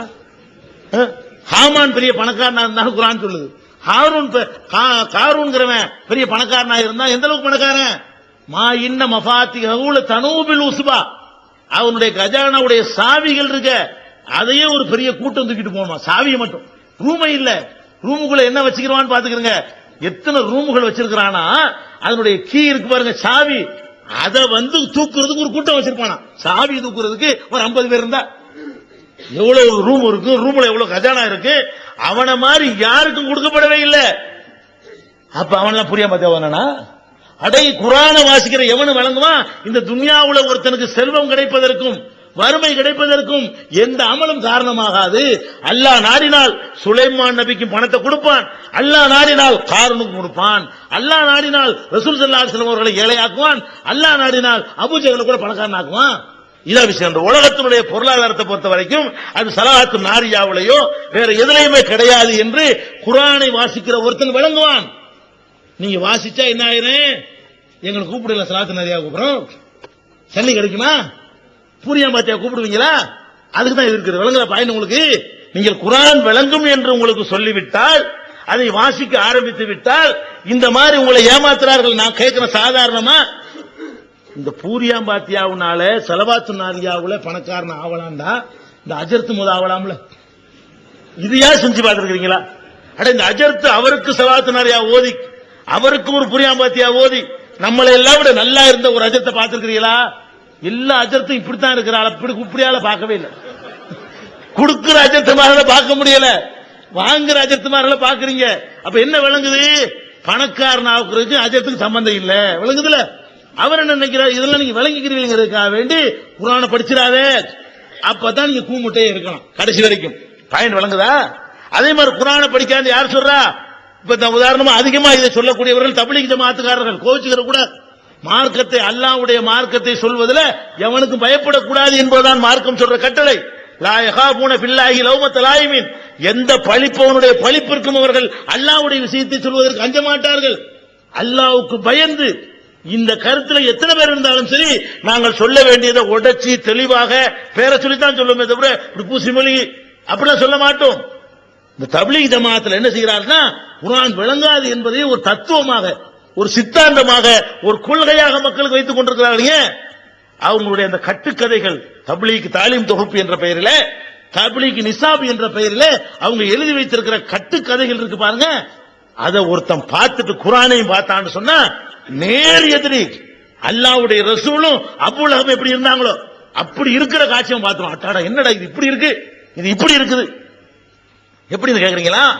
உதாரணத்துக்கு சில விஷயங்களை குறித்து உதாரணத்துக்காக சொல்கிறேன், புரிந்து கொள்வதற்காக சொல்கிறேன். இப்ப ரமலான் மாசத்துல லைலத்துல் கத்ர் இருக்குன்னு உங்களுக்கு ஏற்கனவே நான் சொல்லியிருக்கிறேன். ரமலான் மாசத்துல குர்ஆன் அருளப்பட்டது. அந்த மாதத்தில் மகத்துவமிக்க ஒரு இரவு இருக்கிறது. அந்த இரவு 1000 மாதங்களை விட சிறந்தது என்று குர்ஆனை பூரா நீங்க தேடி பார்த்தீர்களே, ஆனால் இதை நீங்கள் விளங்கிக் கொள்வீர்கள். அவங்க புக்கில் எழுதி வச்சுக்கிறாங்க, சில பெரியார்கள் லைலத்துல் கத்ர் இரவை ஷாபான் மாசத்துல பார்த்திருக்கிறார்கள். அது எப்படி ரமலான்ல இருக்குன்னு அல்லாஹ் சொல்லும் போது ஷாபான்ல எப்படி பார்க்க முடியும்? அல்லாஹ் போய் சொல்றானா? குர்ஆனோட யுத்தமா இல்லையா? இது குர்ஆனோட வார் பண்ணுதா இல்லையா? குர்ஆனுக்கு எதிராக மோதுதா இல்லையா? அல்லாஹ் என்ன சொல்றான்? ரமலான்ல குர்ஆனை இறக்கணுங்கிறான். இப்ப ரமலான்ல குர்ஆனை இறக்கி இருக்கும் பொழுது, ரமலான்ல தான் அந்த இரவு இருக்குன்னு அல்லாஹ் சொல்லும் பொழுது, சில பெரியார்கள் எப்படி ஷாபான்ல பார்ப்பாங்க? ஷைத்தான பார்க்க முடியும். ஷாபான்ல பார்த்ததா யாராவது சொன்னால் அது ஷைத்தானா இருப்பானா? அப்படி சொன்ன ஒருத்தர் பெரியாரா இருப்பாரா? அப்ப அல்லாஹ் ஒரு மாசத்துல இருக்குன்னு சொல்லும் போது வேற மாசத்துல இருக்குன்னு ஒருத்தன் சொன்னா என்ன அர்த்தம்? அல்லாஹ்வுக்கு எதிராக பகிரங்கமான யுத்தம் இல்லையா இது? ஒரு பெரியார தூக்கிட்டு போனாங்களா ஜனாசாவுல, தூக்கிட்டு போகும்போது மக்கள் எல்லாம் பேசிக்கிட்டாங்களாம். என்ன பேசிக்கிட்டாங்களாம்? நல்ல மனிதர், நல்லடியார் இறந்து போயிட்டாரு அப்படி புகழ்ந்து பேசிட்டு இருந்தாங்களாம். அவர் சந்தாக்குல இருந்து உட்கார்ந்தாராம், சந்தாக்கு பெட்டில இருந்து உட்கார்ந்தாராம். ஒரு சிரிப்பு ஒன்று சிரிச்சாராம், ஆட்கள் எல்லாம் பார்த்து சிரிச்சு நினைஞ்சாராம். நல்லடியார்கள் சாவதில்லைன்றாராம், மரப்படுத்திக்கிட்டாராம். அடே சாவதில்லைன்னா எந்திரிச்சு ஓட வேண்டியதானே? எதுக்கு மறுபடியும் படுத்துக்கிட்டீங்க நீங்க? இது எதுக்கு தெரியுமா? இதையெல்லாம் பார்த்துதான் இந்த கபர் உண்டா வருது. முடிச்சுதான் இருப்பாங்க போல இருக்கு, சாவுறது இல்ல போல இருக்கு அப்படிங்கிற ஒரு எண்ணத்தை விதைக்கிறீங்களே. குர்ஆன்ல என்ன சொல்லுது? இன்னக்கலா துஸ்மியுல் மௌத்தா, இறந்து போனவர்களுக்கு செவி ஏற்க முடியாது நல்லா சொன்னா இல்லையா? இறந்து போயிட்டாரா இருந்தாலும் இவருக்கு விளங்கி இருக்குமா? மக்கள் எல்லாம் பேசினா விளங்கி இருக்குமா? பதில் சொல்லியிருப்பாரா? குர்ஆன் யுத்தம் பண்ணுது, அதை பத்தி எல்லாம் கவலை இல்லை, பெரியார்கள் சொல்லி இருக்கிறாங்க. அப்ப என்னன்னு கேட்டா, உலகத்தில் உள்ள மார்க்கங்கள்ல சில மார்க்கங்கள் தங்களுடைய மார்க்கத்தை பரப்புவதற்காக பொய் சொல்லலாம் என்ற ஒரு கொள்கை வைத்திருக்கிறார்கள். குறிப்பாக கிறிஸ்தவ சமுதாயத்தை எடுத்துக்கொண்டால் அவங்களுடைய பைபிள்ல எழுதி வைத்திருக்கிறார். என்ன எழுதுகிறாங்க? உன்னுடைய பொய்யினாலே தேவனுக்கு மகிமை விளங்க பண்ணினால் நீ பொய்யன் என்று தீர்க்கப்படுவானேன். நீ பொய் சொல்றதுனால தேவனுக்கு ஏதாவது மகிமை கிடைக்கும்னா விட்டு அடிப்பான்னு சொல்லி வச்சிருக்காங்க. அதனால மார்க்க பிரச்சாரம் செய்வதற்காக பொய் சொல்லலாம் என்பது அவங்களுடைய கொள்கை. அதுக்காக தான் என்ன செய்வாங்க? குருடன் பார்க்கறாம்பாங்க, செவிடன் கேட்கறாம்பாங்க, அதுக்கு 4 பேர் செட்டப் பண்ணுவாங்க. ஒரு பக்கம் இப்படி சொல்லிட்டு ஆஸ்பத்திரி அவங்க நடத்துவாங்க. குருடன் பார்க்கறான், செவிடன் கேட்கறான்னு ஜெபித்துட்டு போயிட வேண்டியதானே. ஒரு பக்கம் என்ன செய்வாங்க? குருடன் பார்க்கறாம்பாங்க, செவிடன் கேட்கறாம்பாங்க. அதுக்கப்புறம் என்ன செய்வாங்க? மருத்துவமனை அவங்க நடத்துவாங்க, ஹாஸ்பிட்டல் நடத்துவாங்க, மருத்துவ கல்லூரி அவங்க நடத்துவாங்க. எல்லாம் முரண்பாடு. ஏன்பா இப்படி செய்றீங்க? குருடன் போய் பார்ப்பான், குருடன் பார்த்தா இப்ப கண்ணாஸ்பத்திரி. ஜெபத்துல குருடன் பார்க்க முடியும் என்றால், ஜெபத்துல நொண்டிய நடக்க முடியும் என்றால் எதுக்கு இவ்வளவு ஆஸ்பத்திரி இருக்கு, இவ்வளவு செலவு எதுக்குன்னு கேட்டா நெருங்கி போய் கேட்ட சொல்லுவாங்க பொய் சொல்லலாம், மதத்தை பரப்புவதற்காக வேண்டி பொய் சொல்லலாம் சொல்லுவாங்க. இது அப்படியே காப்பி அடிச்சுக்கிட்டு இவங்க சித்தாம தொலை வைக்கிறதுக்காக வேண்டி பொய். தொழுகையை வலியுறுத்தி எவ்வளவு ஆதாரப்பணம் ஹதீஸ் இருக்கு, தொழுகையை வலியுறுத்தி எவ்வளவு குர்ஆனுடைய வசனங்கள் இருக்கிறது, எவ்வளவு சம்பவங்கள் இருக்கிறது. அதை விட்டுருவாங்க. பொய் எப்படி சொல்லுவாங்க? நாங்கெல்லாம் போன ஆளுக்கு, நான் போகாம இது சொல்லிட்டு இருக்கல, 7 சில்லா போனவன் தொடர்ந்து 280 நாள் இந்தியாவுடைய அத்தனை நகரங்களுக்கும் 7 சில்லா கண்டினியூவாக தொடர்ச்சியாக போயிட்டு வந்த ஆளுனா தப்லீக்ல. வெளியே இருந்து நான் பார்த்து சொல்லவில்லை. அதுல என்ன சொல்லுவாங்க தெரியுமா? நாங்கெல்லாம் சேர்ந்தே தான் போயிருப்போம். ஒரு ஊர்ல போய் பேசும்போது சொல்லுவாங்க, நாங்கள் வந்து கொண்டிருந்தோம். நம்மளும் தானடா இருந்தோம், எப்போ வந்துகிட்டு இருந்தோம் சொல்லுவாங்க. என்ன வந்து கொண்டிருக்கும் பொழுது ரயிலுக்கு டைம் ஆகிவிட்டது, ரயில் எடுக்கிற நேரம் ஆகிவிட்டது. நாங்கள் ரயில்வே பிளாட்பாரத்தில் துண்டை விரித்தோம், தக்பீர் கட்டி விட்டோம். ரயிலை இழுத்தான் ரயில் போகல. ஸ்டார்ட் பண்றான ரயில் எடுக்க மாட்டேன். நாங்க தொழுகிற வரைக்கும் அந்த ரயிலை எடுக்க முடியவில்லை. தொழுது விட்டு ஏறி உட்கார்ந்த பிறகுதான் ரயிலை எடுக்க முடிந்தது. கூட போனோம் முழிப்பான், என்னடா இது நம்ம தானே கூட போனோம், எந்த ரயில நிக்கல இப்படிலாம் என்னடான்னு கேட்டா பொய் சொல்லலாமா? அதாவது மார்க்கத்தை பிரச்சாரம் பண்றதுக்காக வேண்டி பொய் சொல்லலாம். நான் கேட்கிறேன், உனக்கு மார்க்கத்தில் இப்படி சொல்லி இருக்குதா? ரயில் போனா ரயில உட்காந்து தொழுதுட்டு போ. அது ரயில் உம்பிட்ட மக்களுக்கு கஷ்டம் கொடுக்குற மாதிரி ரயில நிப்பாட்டணுமா நீ? நான் கேட்கிறேன், பிரயாணம் பண்ற எத்தனை தேவைக்குள்ள போவான், நீ தொழுகையெல்லாம் முடிஞ்சு அதுக்கு தகுந்த மாதிரி டிக்கெட்டை எடு. அல்ல டிக்கெட்டை முன்னாடி எடுத்து அவசரமா போகணும்னா ரயில்ல உட்கார்ந்து தொழுவு, நின்றுகிட்டு தொழுவு, படுத்துக்கிட்டு தொழுவு, வாகனத்துல போய்கிட்டு சொல்ல தொழுவலையா? அந்த மாதிரியா சொல்ல வேண்டிய ஒரு மார்க்கத்தில் என்ன பண்றாங்க, ரயில நாங்க நிப்பாட்டிட்டோம், விமானம் நின்ற கதையெல்லாம் சொல்லுவாங்க. அங்க போன விமானம் நின்று விட்டது. அமெரிக்காவில கிட்டத்தட்ட 1,00,000 பேர் சிலாத்துக்கு வந்து இவங்க சொல்றது கிடைச்சது வருவாங்க. பள்ளிவாசலுக்கு தொலை வந்தாங்கண்டா ஓகே. இவங்க இஸ்லாம்ங்கிற பேர்ல சொல்லக்கூடிய இந்த தப்பான வடிவம் இருக்க, இதை கேட்டு இஸ்லாத்துக்கு யாரா வருவானா? கண்டிப்பா வரவே மாட்டான். அப்ப இந்த மாதிரி பொய்களை பயான்கள்ல சொல்ற மாதிரி தான் அந்த புத்தகத்தில் எழுதி வச்சுக்கிற காட்சியை பார்க்கிறோம். மீன்குடைய தூக்குன கதையெல்லாம் கேட்டிருக்கீல்ல? ஒரு கூலிக்காரர் பேசினாங்களா பாருங்க, தொழுகையின் முக்கியத்துவத்தை சொல்றது. ஒருத்தர் தொழுகைக்கு வந்தாராம், கூலிக்காரனை கூப்பிட்டா, வந்தாப்பா இந்த மீனை தூக்கிட்டு வா. சரிங்க தூக்கிட்டு வந்தானா. தூக்கிட்டு வந்திருக்கும் போதே பக்கத்துல பாங்க சொல்லிட்டாங்களாம். ஒரு கூலிக்கு ஆளை பிடிச்சிட்டு வர்றோம், பாங்க சத்தம் கேட்டுச்சான், ரோட்ல போட்டு ஓடி போயிட்டான். பாங்க சத்தம் கேட்டு சினிமா தூக்கிட்டு வர மாட்டேன். இப்படி மார்க்கத்தில் அனுமதி இருக்குதா? பாங்க சத்தம் கேட்டா பாங்குக்கு பதில் சொல்லு, மீனை கொண்டு இறக்கி வை, வேகமா போய் ஜமாத்துல சேர்ந்துக்க. பாங்க சத்தம் கேட்டோன்னா செஞ்ச வேலையை பாதியில போட்டு ஓடி போயிடணுமா? இப்ப ஒரு டாக்டரா இருந்தாலும் ஆபரேஷன் பண்ணான்னு வைங்க, பாங்க சத்தம் கேட்டா பேஷண்ட் காலி. அப்படித்தானே பார்த்தோம். ஒரு டாக்டர் ஆபரேஷன் பண்ணிட்டு இருக்காரு, அல்லாஹ் கத்தியை போட்டு போயிட்டா. இப்படி இதான் மார்க்கமா? நீங்க என்ன சொல்ல வர்றீங்க? அல்லாஹ் பாத்துக்கிறோம், அல்லாஹ் பாத்துக்கிறோம். அங்க தப்பான வடிவத்தை மக்கள் உள்ளத்துல விதைக்கிறீங்க. அல்லாஹ் பாத்துக்கிறோம். எப்படி பாத்துக்கிறோம்? அதற்கான வழிமுறைகள் எல்லாம் நமக்கு சொல்லி தருகிறான். 4 மாசம் வா, 7 மாசம் வான்னு கூப்பிடுறீங்க. நான் ஒரு ஆள் தாங்க, கடையில் ஆளே இல்லைங்க, புள்ள குட்டி கூட இல்லைங்க, அதனால பாத்துக்கிறோம் வா அப்படி சொல்றீங்களா? அல்லாஹ் இதையெல்லாம் பாத்துக்கிற, அல்லாஹ் உன் சோத்தை பாத்துக்கிற மாட்டானா? அதுக்கே சட்டி புட்டி வந்துக்கிட்டு போற? எந்த இயக்கத்திலும் கிடையாது உலகத்துல. எல்லாத்தையும் பாக்குற அல்லாஹ் உனக்கு சோறு தருவானா இல்லையா? அப்ப சோத்துக்கு மாத்திரம் சட்டி, கரண்டி, பருப்பு, எண்ணெய், உப்பு, புளி, மிளகா வரைக்கும் எடுத்துட்டு போறீங்களே, அப்ப என்னப்பா நீங்க அல்லாஹ் பொய் தானே இது? அல்லாஹ் பாத்துக்கிறவாங்க இது அர்த்தம். ஒட்டகத்தை கட்டி போட்டு எல்லாரும் தவக்கல் வைக்கணும், வியாபாரம் பண்ணணும், சம்பாதிக்கணும், ஜக்காத்து கொடுக்கணும், வாரி வாரி வழங்கணும், ஒண்ணுக்கு 1 10 நன்மை செய்யக்கூடிய காரியங்கள். அப்ப நம்ம என்ன பண்றாங்கன்னு கேட்டா, அல்லாஹ்வை பற்றி ஒரு தப்பான வடிவத்தை கொடுத்து அப்படியே முசாபிர் மாதிரி ஆக்கி விட்டுறாங்க. பாக்குறோம், பொண்டாட்டி பிள்ளைய கவனிக்கிறது இல்ல, வீட்டை பத்தி கவனிக்கிறது கிடையாது, தொழிலை பத்தி கவனிக்கிறது கிடையாது, சம்பாரி எவ்வளவு கடமைகள் எல்லாமே சுமத்திருக்கிறான். வேற வேற மார்க்கம் மாதிரி காசு பணத்தெல்லாம் விட்டுட்டு தெருவில் கொண்டு சொல்லக்கூடிய மார்க்கமா? பொருளாதாரத்தை ஹைருன்னு சொல்லக்கூடிய மார்க்கம், பொருளாதாரத்தை பாக்கியம்னு சொல்லக்கூடிய மார்க்கம். இப்ப பொருளாதாரத்தை திரட்டுவது சொல்லப்பட்டிருக்கும் பொழுது இவங்க என்ன செய்யறாங்க? அல்லாஹ்வுக்கு தவறான வடிவம் கொடுத்து அல்லாஹ் பாத்துக்குவான். இந்த மாதிரியான கூத்துக்களை பாக்குறீங்க. அதே மாதிரி ஒரு மனிதன் உங்க சிறுக்கு பிதாத்தெல்லாம் ஒழிக்கிறேன்னு சொல்றாங்க. ஒரு மனிதனுடைய பிரார்த்தனைக்காக வேண்டி வாங்கன்னு நோட்டீஸ் அடிச்சு விட்டுறாங்க. எப்படி? ஹசரத்ஜி அவருடைய பிரார்த்தனை இருக்கிறது, வாங்க இஜ்திமா நடத்துவாங்க. இஜ்திமாவுல கருத்து கேட்க வாங்கண்டா ஓகே, செய்திகளை கேட்க வாங்க கூப்பிட்டா அர்த்தம் இருக்குது. இவங்க என்ன செய்வாங்க? ஹசரத்ஜி அவர்களுடைய துவா இருக்கிறது, அதுல எல்லாரும் கலந்துக்கிறங்க. அப்ப ஹசரத்ஜி துவா அல்லாஹ்வால் அங்கீகரிக்கப்படுமா? அப்படி அவருடைய துவா அங்கீகரிக்கப்படும் என்பதற்கு அல்லாஹ்வுடைய முத்திரை குத்தப்பட்டவரா? உங்க இயக்கத்துக்கு அவர் தலைவரா? சாதாரண மனிதர்களுடைய எத்தனை துவாக்கள் அங்கீகரிக்கப்படும், அவருடைய துவாக்கள் அங்கீகரிக்கப்படாமல் போயிடும். அவருடைய துவாவுக்கு வாங்க நீங்க கூப்பிடுறீங்களே, அல்லாஹ்வுடைய ரசூல் அப்படி கூப்பிட்டாங்களா? நான் துவா செய்ய போறேன் எல்லாரும் ஆமீன் சொல்ல வாங்கன்னு கூப்பிட்டாங்களா? அப்ப நபிகள் நாயகம் ஸல்லல்லாஹு அலைஹி வஸல்லம் சஹாபாக்கள் கொடுக்காத அந்தஸ்துகளை தனி மனிதர்களுக்கு ஹசரத்ஜி என்ற பெயர்ல கொடுக்கிற காட்சி நாங்கள் பார்த்துக் கொண்டிருக்கிறோம். அப்ப இப்படியான காரியங்களை எல்லாம் செய்யக்கூடியவர்கள் குர்ஆன் விளங்கும் என்று சொன்னால் அடிபட்டு போயிடும். சில பெரியார்களை பற்றி சொல்வார்கள், எப்படி இஷாவுக்கு செய்த ஒழுவை வைத்து ஃபஜ்ர் தொழுதார்களாம். ஒரு நாளைக்குன்னா பரவாயில்லை, 40 வருஷத்துக்கு. இஷாவுக்கு செய்த ஒழுவை வைத்து ஃபஜ்ர் தொழுதார்கள் என்று சொல்றீங்களே, 40 வருஷமா தொழுதாருங்கிறீங்க. 40 நாள் இல்லங்க, 40 வருஷமா தொழுதாருங்கிறீங்களே. 40 வருஷமா அவர் இரவுல ஒண்ணுக்கு போகலையா? இரவுல தூங்கவே இல்லையா? 40 வருஷமா இரவுல மனைவியோட சேரவே இல்லையா? மனைவிக்கு செய்யற காரியத்தை செய்யவே இல்லையா? 40 வருஷமா முழிச்சுக்கிட்டே தான் இருந்தாரா? முழிச்சுட்டு இருந்தா பகல் நினைஞ்சிருப்பாரு அவரு. 40 வருஷமா இரவு பூரா முழிச்சுட்டு இருந்தாருன்னா பகல் பூரா நினைஞ்சிருப்பாரு. சம்பாதிக்க முடியாது, தொழில் பண்ண முடியாது, படுத்து தூங்கிருப்பாரு. இதை மாத்திருக்கணும்ல, ராத்திரிக்கு முடிச்சா பகல்ல தூங்கணும். அப்ப எப்படி சோறு தந்தாரு, எப்படி சம்பாரிச்சாரு, எப்படி? இப்ப என்ன சொல்ல வர்றீங்க? நாங்களும் 40 வருஷத்துக்கு இசாவுக்கு செஞ்ச உள்ள சுபு தொழுணுமா? அது சொல்ல என்ன சொல்ல வர்றீங்க? இது சரின்னு சொன்னா கடைப்பிடிக்க சொல்லுங்க, சும்மா கேட்டு ரசிக்கிறதுக்கு சொல்லாதீங்க. அப்ப என்ன பண்ணணும்?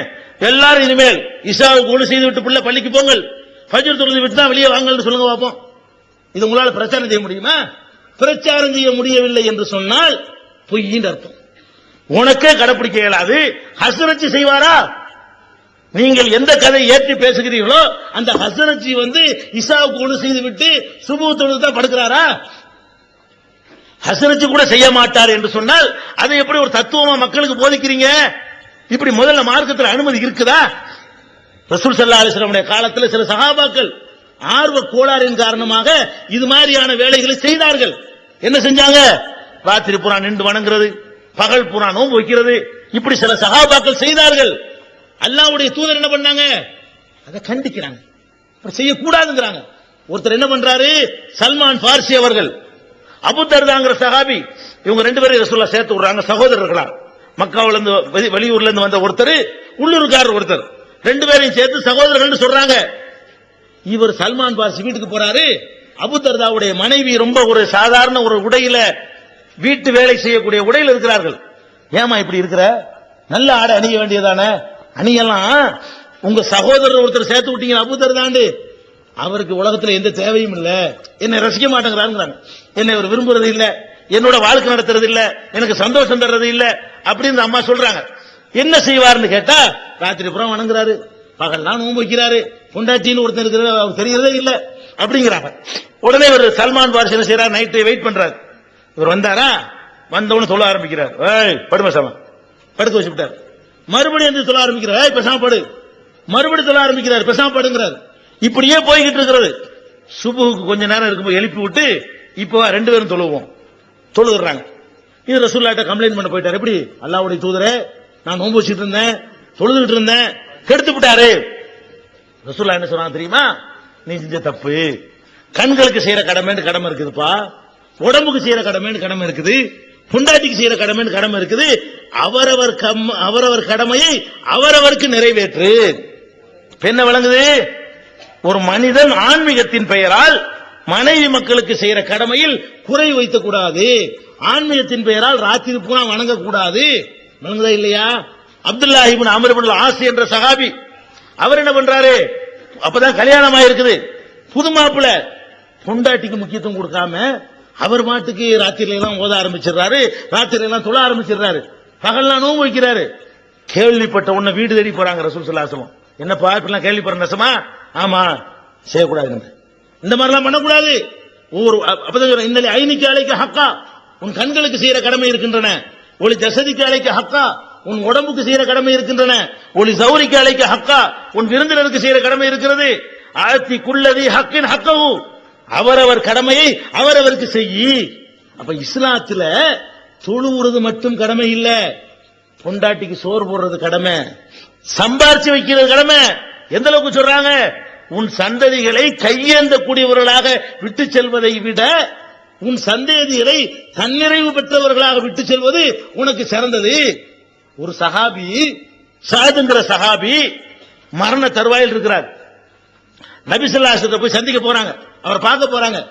அவர் என்ன சொல்றார்? அல்லாஹ்வுடைய தூதரே, அல்லாஹ் எனக்கு நிறைய பரக்கத் தந்திருக்கிறான், காசு பணம் தந்திருக்கிறான், எனக்கு பொம்பளை பிள்ளை தான் இருக்கிறது, அவங்களுக்கு அவ்வளவு காசு தேவையில்லை, அதனால நான் என்னுடைய செல்வங்களை எல்லாம் அல்லாஹ்வுடைய பாதையில வாரி அடிச்சிட்டு போக போறேன் அப்படிங்கிறாரு. ரசூலுல்லாஹ் சொல்றாங்க, செய்யக்கூடாதுப்பா, அந்த மாதிரிலாம் செய்யக்கூடாதுங்கிறாங்க. அப்படின்னா ஒரு பாதியை கொடுத்துட்டுமா தர்மம் செய்யட்டுமாங்கிறாரு, அதுவும் செய்யக்கூடாதுப்பாங்கிறாங்க. அப்படின்னா ஒரு 1/3 கொடுக்கட்டுமா தர்மம் அப்படிங்கிறாரு. ரசூலுல்லாஹ் சொல்றாங்க, 1/3 கொடுத்துக்க, அது கூட ஜாஸ்திக்கிறாங்க.